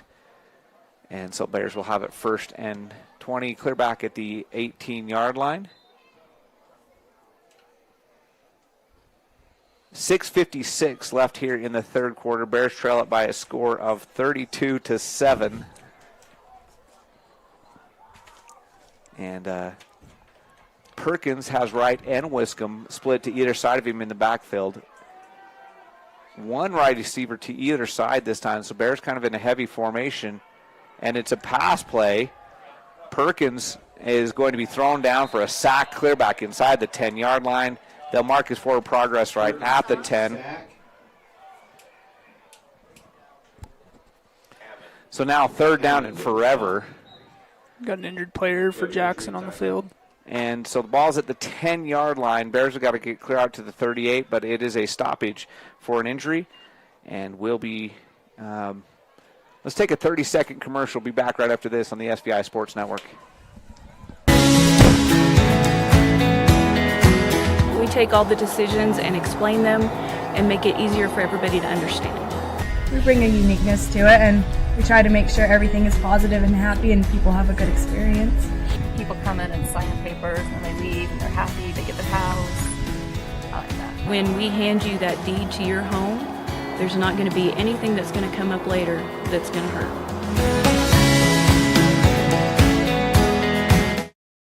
Your home for the Bear Lake Bears. This is SVI 4 and the Wave, all part of the SVI Sports Network.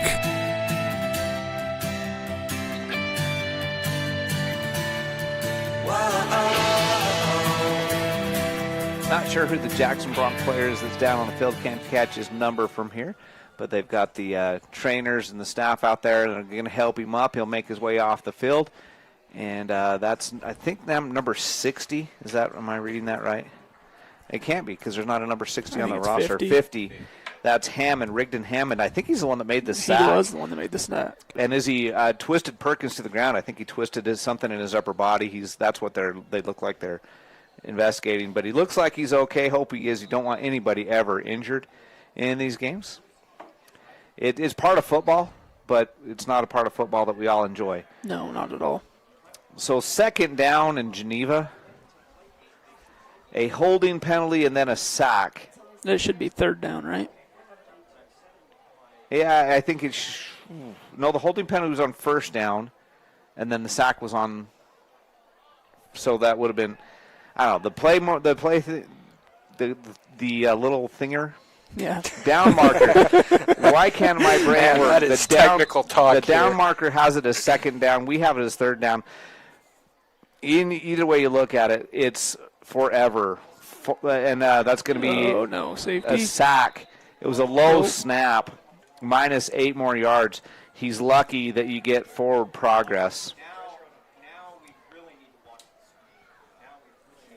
It is 3rd down. Bears need to get to the 38-yard line. They're at their own 2. The low snap caused the sack. So this drive started out promising. A quick first down after just 2 plays, a holding, and a couple of sacks.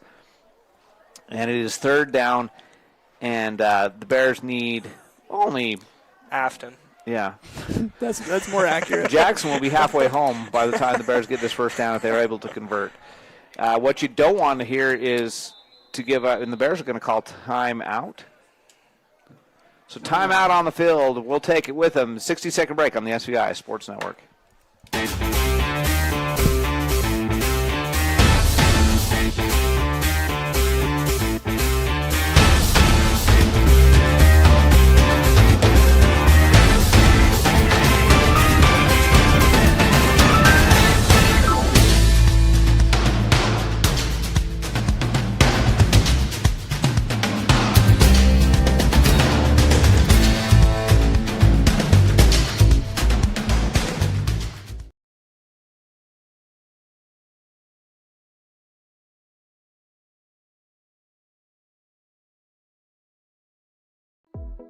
Here at Bear Lake Memorial Hospital, we have the honor of having a great radiology team.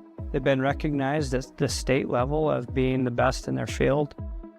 In our radiology department, we are able to provide MRIs, CT scans, X-rays, mammograms, ultrasound, echocardiograms, nuclear medicine, and DEXA scans.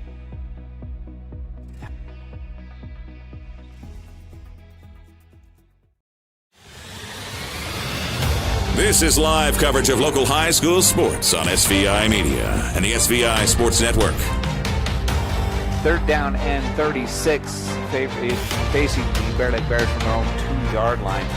2 running backs in the backfield to protect Perkins. He's just going to give it off to Wiscombe. Wiscombe's trying to find some room to punt, is what that play is about. Don't want to give up another sack. Wiscombe's going to gain 2, so it'll be 4th down and Afton. On the 2-yard run, Wiscombe will now be the punter. And that play was about giving him room to punt. So he'll still punt from the back of his own end zone. And great field position pending here for Jackson if something drastic doesn't happen. Let's see a perfect snap right here. Yeah, this is a time when you can't afford to make a mistake. Here's the snap. He gets it away. Short, end over end. Might have been partially blocked. And it's going to roll dead at the 31, 32-yard line. So even the kick, which might have been partially blocked, did not go far enough to get a first down. And I'm not the laughter is just it's true. It's one of those things where it was an okay punt, not a great punt, potentially partially blocked. But when you're for the back of your own end zone and you're just happy to get it away, and with 4:56 left here in the 3rd quarter, the 1st quarter took forever. This 3rd quarter seems to be taking forever. Yep. The Jackson Broncs have the ball back. They actually gained yardage on the exchange of possessions there. Yep. They threw an interception. We punted it right back to them, and in the process, they have better field position than they had. 1st down and 10 at the Bear Lake 32-yard line. Handoff is to Kinsler, and Kinsler is into the end zone for a touchdown. Kinsler goes 32 yards. With a 32-yard run. And he is electric. He is. He's fast. He really is. Once he hits a hole, he is gone. And that makes the score 38. 38. I can math. 38-7. Bears once had a 7-point lead in this game. 38 unanswered points have been rattled off by the Broncs. PAT pending. And it looks like number 20 this time. They alternate their kickers. This is Flanagan. That's who kicked last time. So Flanagan out there for the PAT, the left foot kicker up and good. That pushes your score to 39-7. We'll be back at the kickoff after this on the SVI Sports Network. Bear Lake Drug in Montpelier is your full-service pharmacy, including prescription refills and medications. Bear Lake Drug also offers services such as rapid strep test, rapid influenza test, and medication synchronization. Ask your pharmacist for more details at Bear Lake Drug on Washington Street in Montpelier. Visit BearLakeDrugID.com. That's BearLakeDrugID.com. It's your local drugstore and a whole lot more. Bear Lake Drug. Our PT department is comprised of physical therapy, occupational therapy, speech therapy. We also have pelvic floor that we do. Physical therapy helps in multiple settings. They assist in the skilled nursing facility, the manor, the home health, along with helping out with both preoperative and postoperative. Make sure that you have the best outcome with your surgery and your way of life going forward.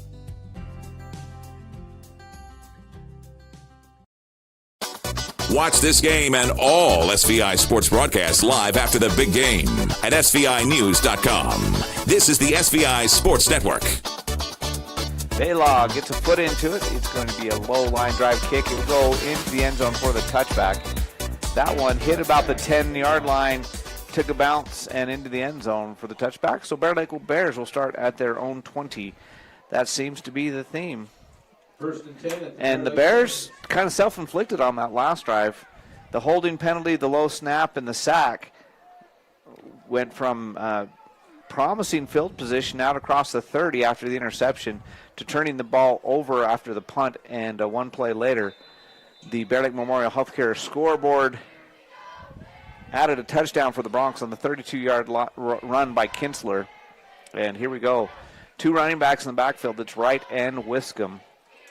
The handoff is to Wiscombe. He's going to follow a blocker around the edge, cut it upfield, gain some positive yardage. Good run there by Caleb Wiscombe.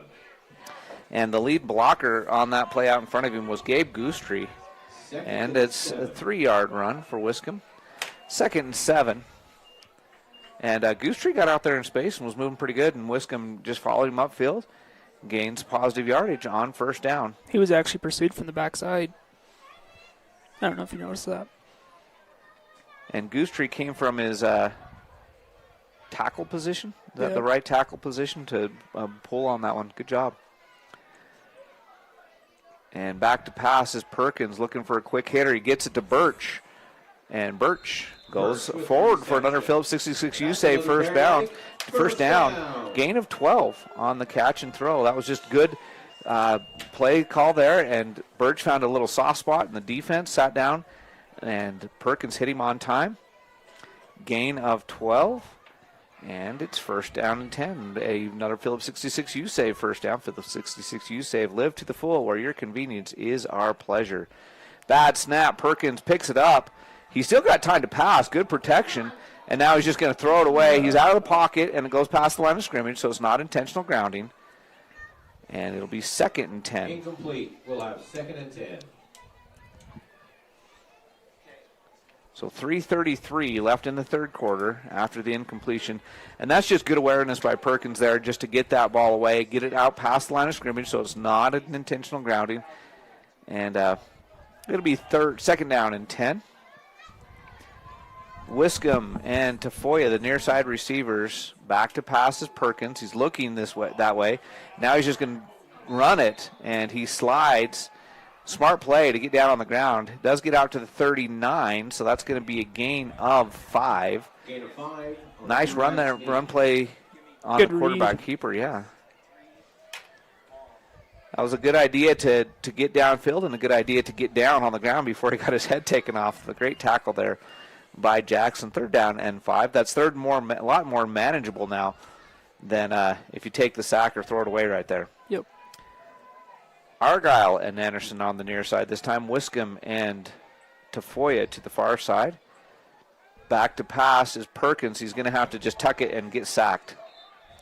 As the protection broke down early. Loss of yardage. We'll have 4th and 9. So 4th and 9 after the -4 on the sack. So that brings up 4th down and 9.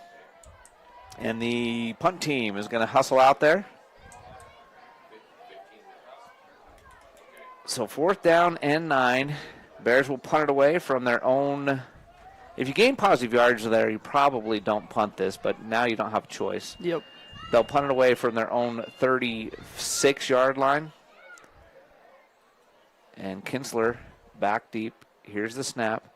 Wiscombe, good kick this time. End over end, pushes Kinsler back. He buffs it, and it's going to be downed. He missed it. That was a dangerous one to try to catch, and he probably shouldn't have tried to. And that is downed back there by Garrett Seals. Kinsler limping off. I hope it's just a cramp. I hope he's not hurt for his sake. And so it will be Jackson football, they have the ball at their own 25-yard line as after Kinsler muffs the punt, but they're able to fall on it. First and 10. So Bears need a defensive stop here as we're winding down in the fourth quarter. Just under 2 minutes left. Third quarter, sorry, just under 2 minutes left. Here's the snap, and the give is to the running back Rosales, and he is going to go off the right side, step out of bounds after gain of giving 5 yards Second and 5. after the first down carry. So second down and 5.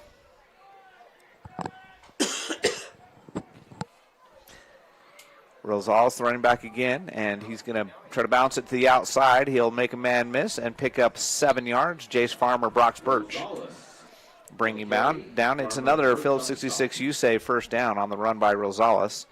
So first and 10 Bronx there have the ball now out across the 35 to the 37-yard line.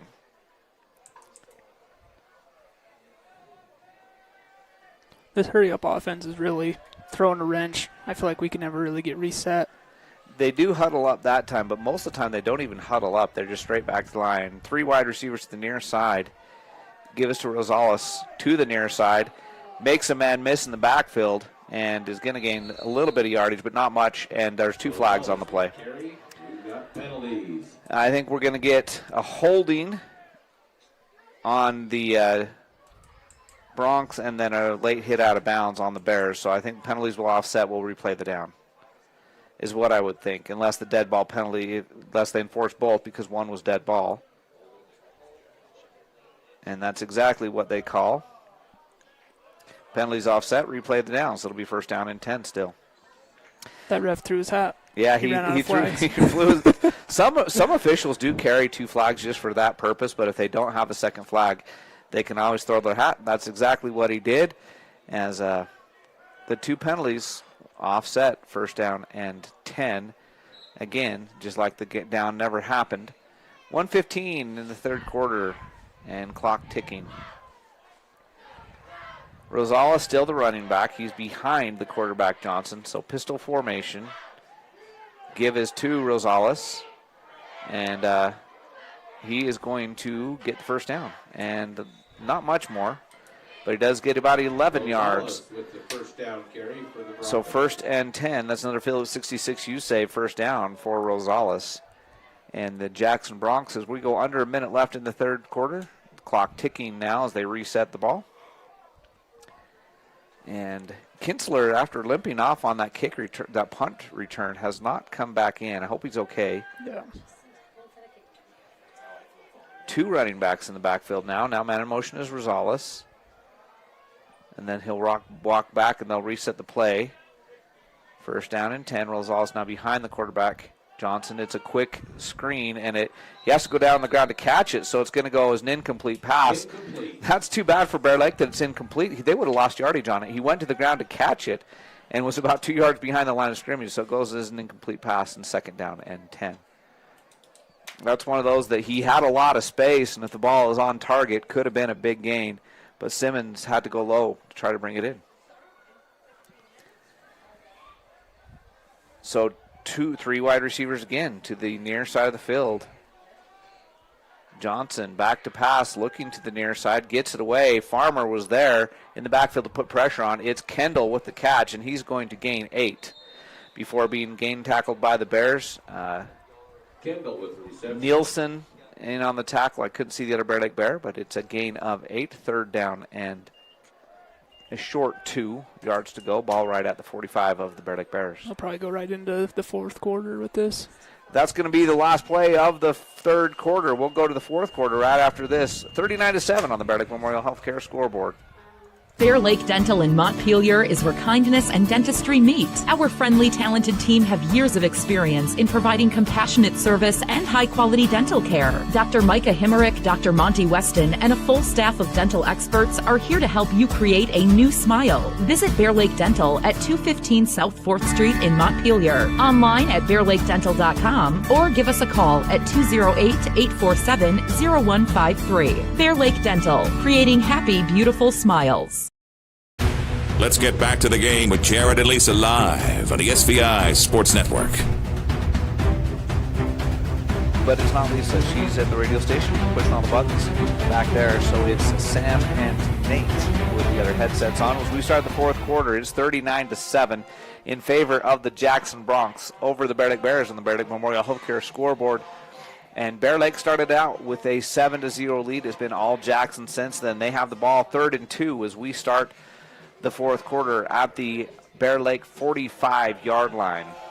So 1 quarter left to play, 12 minutes, and the Broncs looking to hold on to what is a very comfortable lead at this point going into the fourth quarter. They'll be going left to right now as we see it and you hear it on the SVI Sports Network. Rosales, I believe, is still the running back there behind Johnson in pistol formation. And he gives it to Rosales, and he's going to be hit and stopped. What a tackle. Landon Davidson. But they're going to say good enough for a first down. He needed 2. He got 2. So what a stop by Davidson. But it is enough. Rosales got the 2 yards he needed. Davidson came up from that linebacker position and just took him to the turf. Great open field tackle. But the line to gain had already been crossed, and so it's 1st and 10 Broncs. Johnson is going to give it to Rosales again, and Rosales is into the secondary. He's going to gain 10 yards. Ball came out at the end, and they're going to say it's a first down, I think is why they're stopping the clock. So 1st and 10 Broncs after exactly a 10-yard gain by Rosales. So another Phillips 66U say first down by the Broncs as they go no huddle. And there's 11:15 here left in the game. As they go inside the 35-yard line now to the 33. Rosales off the left hip of Johnson. He's going to give it to Rosales. He's going to bounce it to the right. And there's going to be a holding call, and Rosales is going to gain just about 2 yards. But the flag down on the play will stop the clock. What a pursuit by the Bears on that one. Great. Literally all you could see was blue jerseys flying at him. Holding, so 10 yards from the previous spot. It'll be 1st down and 20. Yeah, that shows the speed of Rosales because, like you said, there was Bears flying down the sideline. Just flying down the line. In fact, without the hold, maybe he doesn't get the positive yardage, but it's going to be 1st and 20. Penalties have played a big part in this game. I think we've seen more penalties tonight than we've seen all year, maybe combined. Yep. A lot of holding penalties last week in the game, but not to the level that this one's been on both sides of the ball. Yep.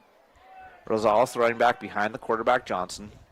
Quick pass out, and it's going to be, if they call it a catch, they're going to call it incomplete. Again. That was the exact same thing. Simmons goes to the ground to get it. If you're going to go to the ground and get it back there, let it go, because if you catch that, it's a loss. It's a loss of 2 or 3 yards. So 2nd down and 10. And again, it's the same play, and it's open. He's going to gain positive yardage if the throw is on target. But they've run that play twice to the same side, and it's been the same result both times. Just a low pass, incomplete, and brings up 2nd down and 10. Trips left now with 3 wide receivers over there, 1 to the right.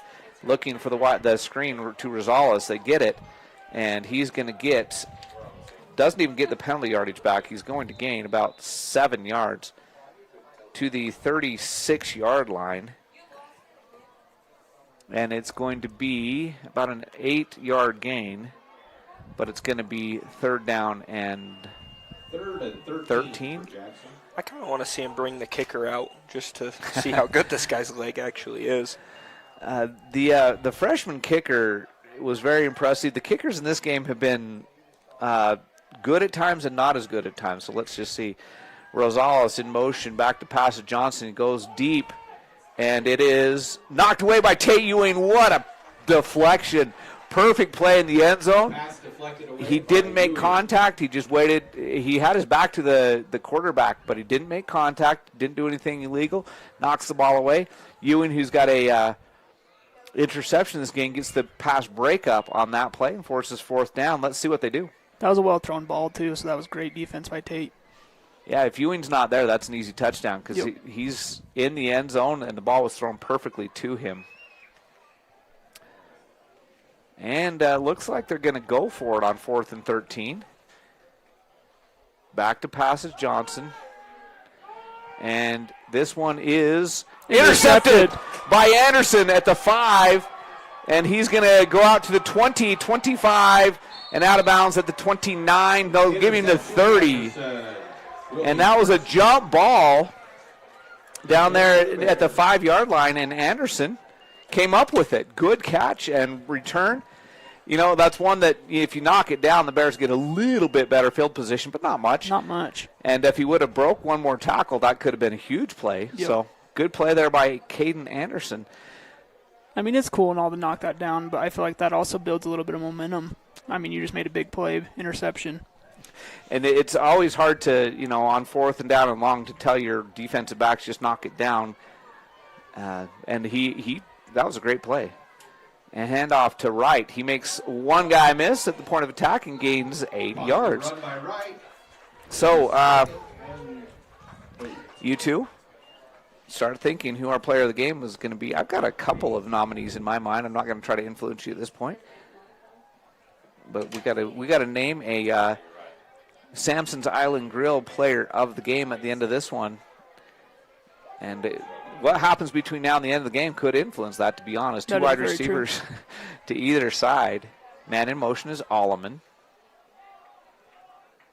Back to pass is Perkins. And he's now being flushed. He gets it to Anderson. Great catch. And that's going to be a big gain out to the 47-yard line. So from the 37 to the 47, a 10-yard catch by Anderson. Nice throw by Perkins on the run while he was getting hit. Honestly, yet again, Perkins just taking his time. And then Anderson, with a great catch on the run, picks up another Phillips 66 U-Save first down. Phillips 66 U-Save, where your convenience is our pleasure. Back to passes, Perkins, and he gets it to Birch, and they're going to say complete. Birch goes down, picks it up off his shoestrings to the 45-yard line of the the Jackson Bronx, so pickup of 8. They need 2 more yards for another one of those Phillips 66 U-Save first downs. It looks like 2 running backs, Alleman and Wright, both in there on this play. Birch and Anderson to the far side, Tafoya to the near side, and it's an option keeper by Perkins, and he's going to lose a yard, and that was one of those that if he... Either one. Yeah. Either one, they had 2 guys there. One would take. I was going to say that was a lose-lose. Didn't matter what he did there. And it's probably best to keep it because if you hand it off, you might get a fumble in that situation with the defensive player already in the backfield. That's the part that made me kind of nervous about that play is I felt like it was still in his gut even when he was getting tackled. 3rd down and 3. You're definitely in 4-down territory. You're on the Jackson side of the field. You're down big in the 4th quarter. So this is 2-down territory. If the Bears can't get the first down here, they're definitely going for it on 4th down, you would think, unless they lose big yardage here, I guess. Yep. Wright is the running back. Low snap, but Perkins picks it up. He's going to get the pass away, and incomplete. He was under pressure, and he had Birch, and Birch went to the ground to try to get it, but couldn't bring that one in. He would have had the first down. It would have been about a 7 or 8 yard gain, even when he was where he was on the ground. But the Bears are going to go for it on 4th down after the incompletion.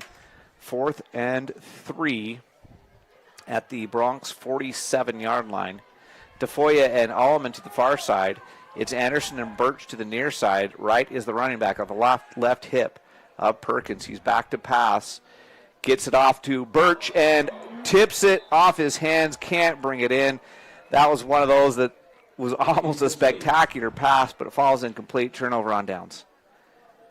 So the Bears get it into Jackson Bronx territory after the interception, but cannot convert on 4th and short.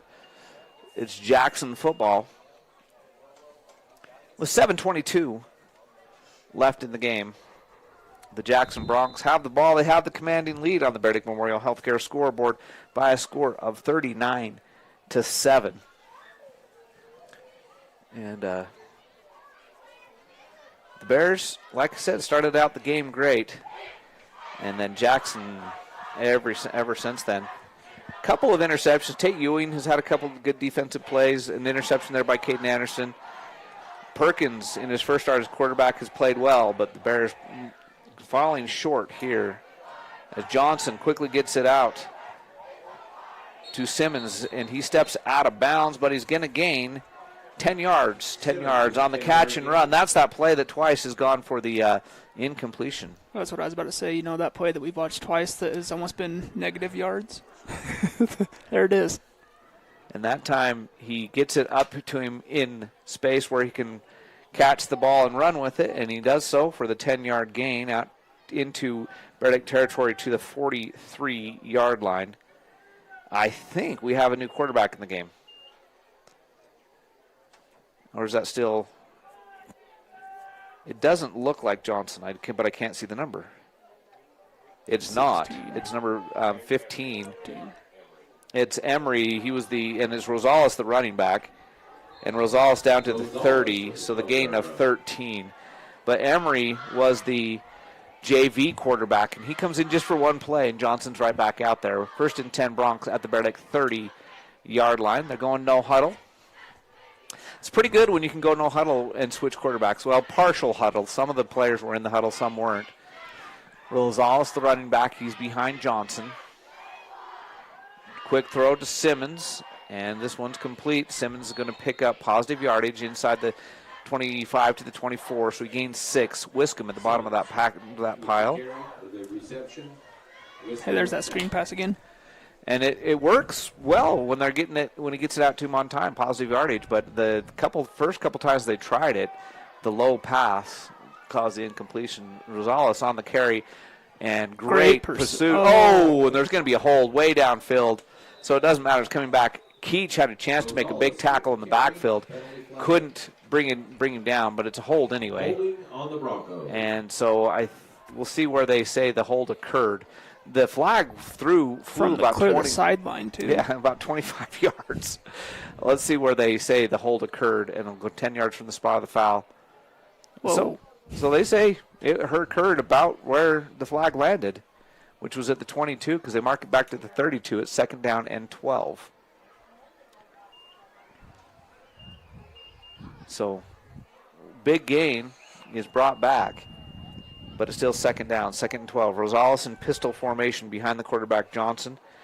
2 wide receivers to the near side, 1 to the far side. Here's the give to Rosales. He's going to bounce it, make a man miss. Oh, good tackle downfield. He'll get some of the penalty yard back down to the 24-yard line. So from the 32 to the 24, that's an 8-yard pickup after the hold. That was a great cleanup hit by Anderson.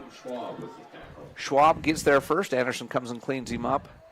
And it's 3rd down and 4. Rosales again behind Johnson, who's in pistol formation. Here's the pass attempt, and it's going to be incomplete. That almost looked like a screen pass as fast as the Bear Lake offensive line got through there. Good defense back in the end zone. I think that was Schwab underneath, and Anderson deep had him bracketed, and then pass was intended for, I believe that was number 9, Davis Moen. But good defense there, double team with Anderson and Schwab. Schwab at the safety position, Anderson on the corner. And it's now 4th down and 3. Rosales goes in motion, but that was just to try to draw the offsides. They don't get it, so now they look to the sidelines for the play. And Rosales is going to be behind Johnson. And finally, Jackson's going to have to call timeout. We'll take a break. We'll be back in 30 seconds on the SVI Sports Network.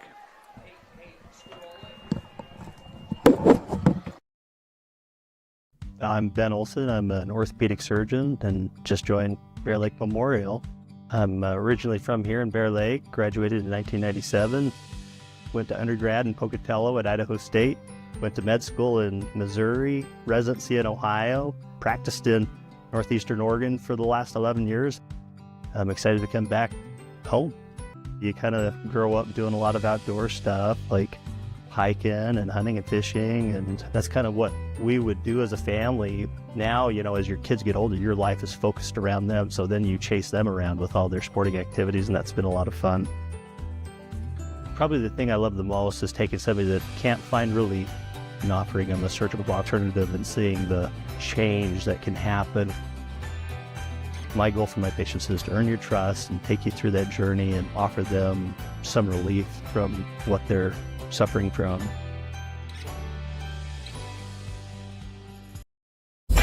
Today's broadcast is owned by SVI Media. Any reproduction or use of this broadcast without permission is strictly prohibited.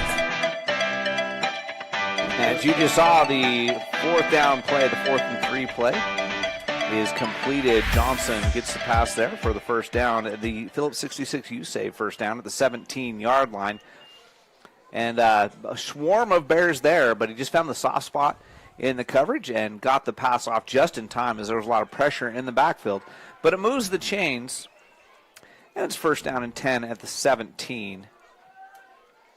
Handoff is to Rosales, and Landon Davidson was in the backfield to make him bounce it outside, but he gets outside, takes it down to the 11 is where they mark it, make it the 10. They're going to give him a gain of 7.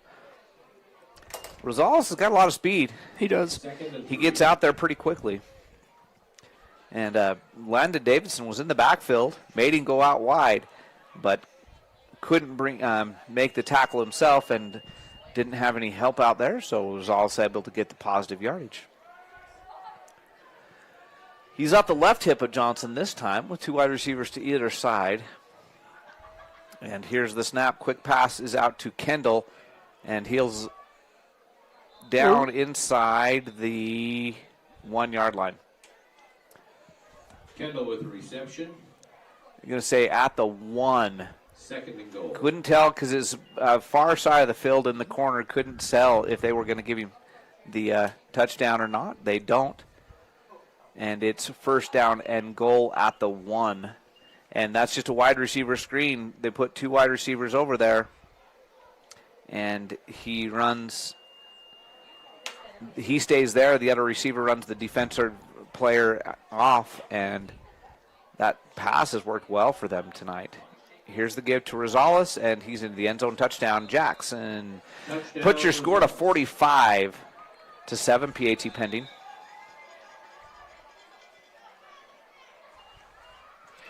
Rosales came in for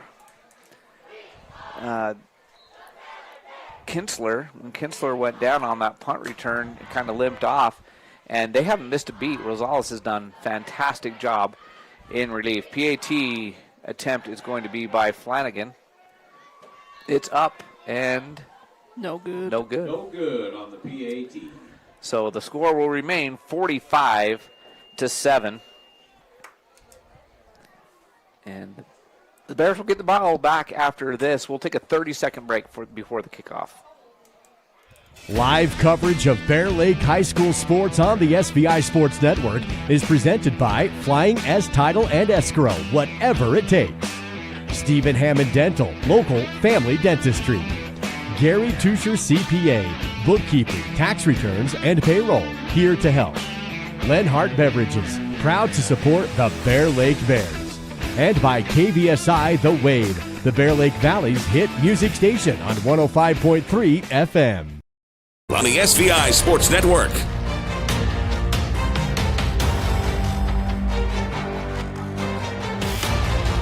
Anderson back deep to receive this kickoff. He'll be back deep alone. Oh, they're going to send Davidson out there and put Mon back deep with him.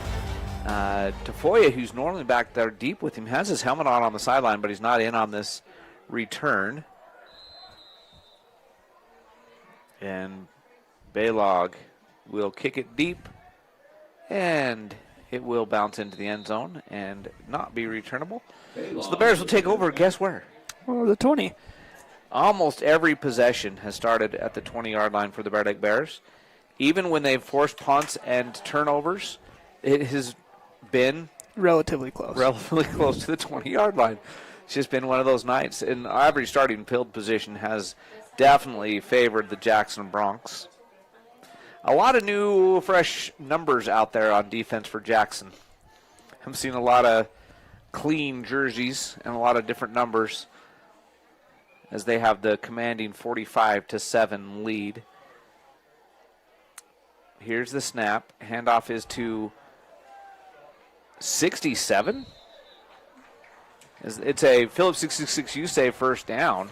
Joshua Gutierrez picks up positive yardage. He picks up 12. And you don't see that number in the backfield very often, but Gutierrez gets the carry and gets positive yardage. He'll be the running back again.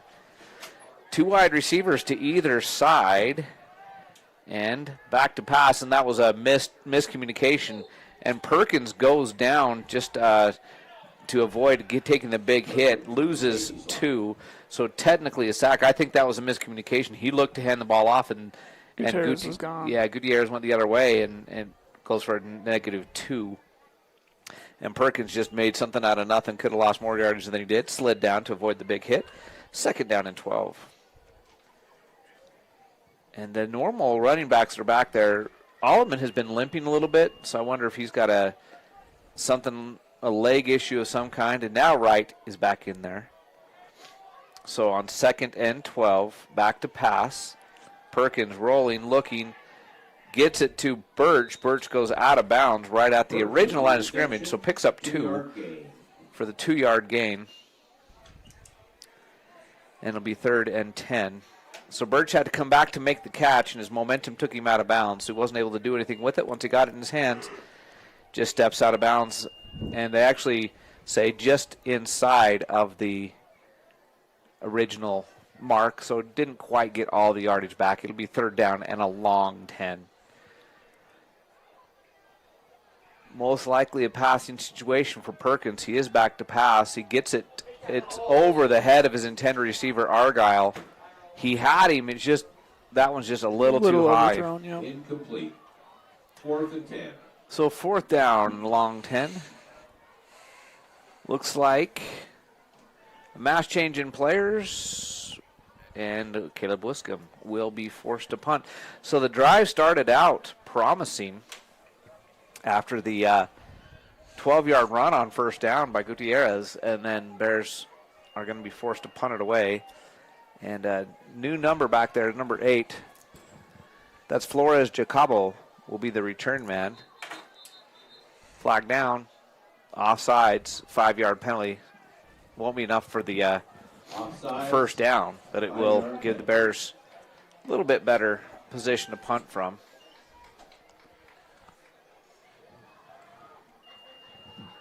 As we are at 2:08 left in this one. So Wiscombe will now get this away from about his own 25 instead of his own 20. Here's the snap. It's high, but he gets it down. Good kick, end over end. And it's going to take a Bear Lake bounce. Great bounce. And it's going to be down to the 25-yard line. So a good kick by Wiscombe down at the 25. 1st and 10 for the Broncos. So Jackson will take over at their own 25-yard line with a 45-7 lead and 1:57 left on the clock. I'm guessing they put their knee down a couple times and end this one and go home with the big win. The Bears will fall to 0-4 on the season. Next week, no rest for the weary. They go to Rich. The cross the state line rivals, Rich County, the closest school to Bear Lake as far as the people who live close to us. The Soda Springs School is closer, but the people that go to Rich High School just live across the border. A lot of these kids work with all summer, go to church with the kids they'll be playing next Friday night at Rich. And the Jackson Broncs will take a knee. Clock is running, and the Broncs will take a knee a couple more times. Bear Lake won't take a timeout. Then this game will end with the final score of 45-7. The Bears took the opening kickoff down the field for a touchdown. and took the 7-0 lead, and it was all Jackson after that. The very next play on the kickoff, the Broncs returned it 90 yards for a touchdown of their own, tied it up at 7, and then went on and will win this one by a final score, I should say, not a total score, a final score of 45-7. Last thoughts as we run the clock out here, guys. Nate. I honestly don't know. There was nothing going through my brain at the current moment in time, so thanks for throwing that over to me. But tough loss for this team. A lot to learn from this, but I do think that first drive showed a little bit of promise for this team. I think if they can sustain multiple drives like that going into the future, I think this team will be successful. Really decent showing for Dax Perkins, considering it's his first game as a varsity starter. So I think, honestly, even though things did not go Bear Lake's way tonight, overall, still a decent showing, at least offensively. Okay. Sam. I think I agree with Nate. That first drive definitely was something to, I guess, consider. Or hang your hat on? Hang your hat on for sure. Young. Yes, a lot of youth. Some injuries have really bitten this Bear Lake team. You lose Peyton Bruce off your offensive line, and you lose Jack Hume. I will full credit, though. I agree with you, Nate. Full credit to Dax Perkins. Just a sophomore getting his first varsity start, replacing his injured teammate, and actually had a pretty good game. Yeah, it's a tough spot to be put into, Jared. I mean, you're coming in. You've got JV action, but JV and varsity obviously two separate things. So to come out here with as little varsity experience as he had, and really limit his mistakes. Other than the one interception, you can't really say anything went negatively. He handled the situation fairly well, all things considered, and I think. Moral victories are always a tough thing because, it's kind of a bittersweet thing and it's not really the easiest to swallow sometimes. With that being said, I think he showed a lot of heart tonight on the offensive side of the ball. Agreed. So we got to name a player of the game. We got a couple of options. I've showed Sam my options. Nate, if you had to name a player of the game at this point, who would you say? Player we've been talking about. I would go Dax Perkins for me. Sam? It's tough. I feel like there was two, and they're your same too. Obviously, Dax Perkins for having a great outing as a sophomore. Yeah. Sophomore quarterback, getting thrown into the middle of the fire. First game, getting your belt a little, getting used to it, getting used to the varsity tempo. And then obviously one of the ones that made him look the best, Wiscombe. Yeah, he had a great game as well. I was thinking it's got to be between those two for me as well. Okay. You know what? Let's go with the young sophomore. And, he had a pretty good game, especially for a sophomore. I thought that the Bears would come out and run the ball more. Yep. And they came out and they opened up the offense to Dax. And, the one interception that he did throw was a ball that just sailed on him a little bit. He actually made the right throw to the right person. Ball just sailed on him, goes over his head, and of the intended receiver gets picked off. Wiscombe has been honorable mention pretty much every game. We're going to have to give it to him eventually, but I do think that I do think that's the right call. Let's give it to Dax Perkins. Another great game for Caden Anderson. He had that interception, so he can be mentioned there. Yep. And we've mentioned Jace Farmer a lot. This time it was an onside kick recovery, so good game for him. He's been the Johnny on the spot a couple times. He's put the pressure on the quarterback a couple times, so overall a good game. Brox Birch, they defended him well tonight. He still had an okay game, but not quite what Bears have been able to get him the ball a lot more in the passing game more this year than they were able to tonight. But player of the game, the Sampson's Island Grill player of the game, we're going to give it to Dax Perkins, who made his first start as a sophomore at the quarterback position and played a pretty good game. So good luck next week to the Bear Lake Bears. They take on the Rich Rebels. We'll have that kickoff at 7 o'clock from Rich High School. They got a brand new field under the lights for the first time in Rich High School history on a brand new artificial turf surface. So it should be a fun game. Let's see what the Bears can do to try to get their first win.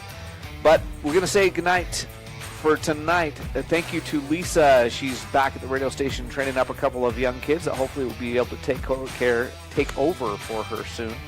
And for Nate, who broke away from his 1-week-old marriage to come up and help us produce this game. It's a lot nicer when you can do it physically in person. And everybody else on the SVI Sports Network, this is Nate Matthews, Sam Roberts, and Jared Hillier saying good night, everybody.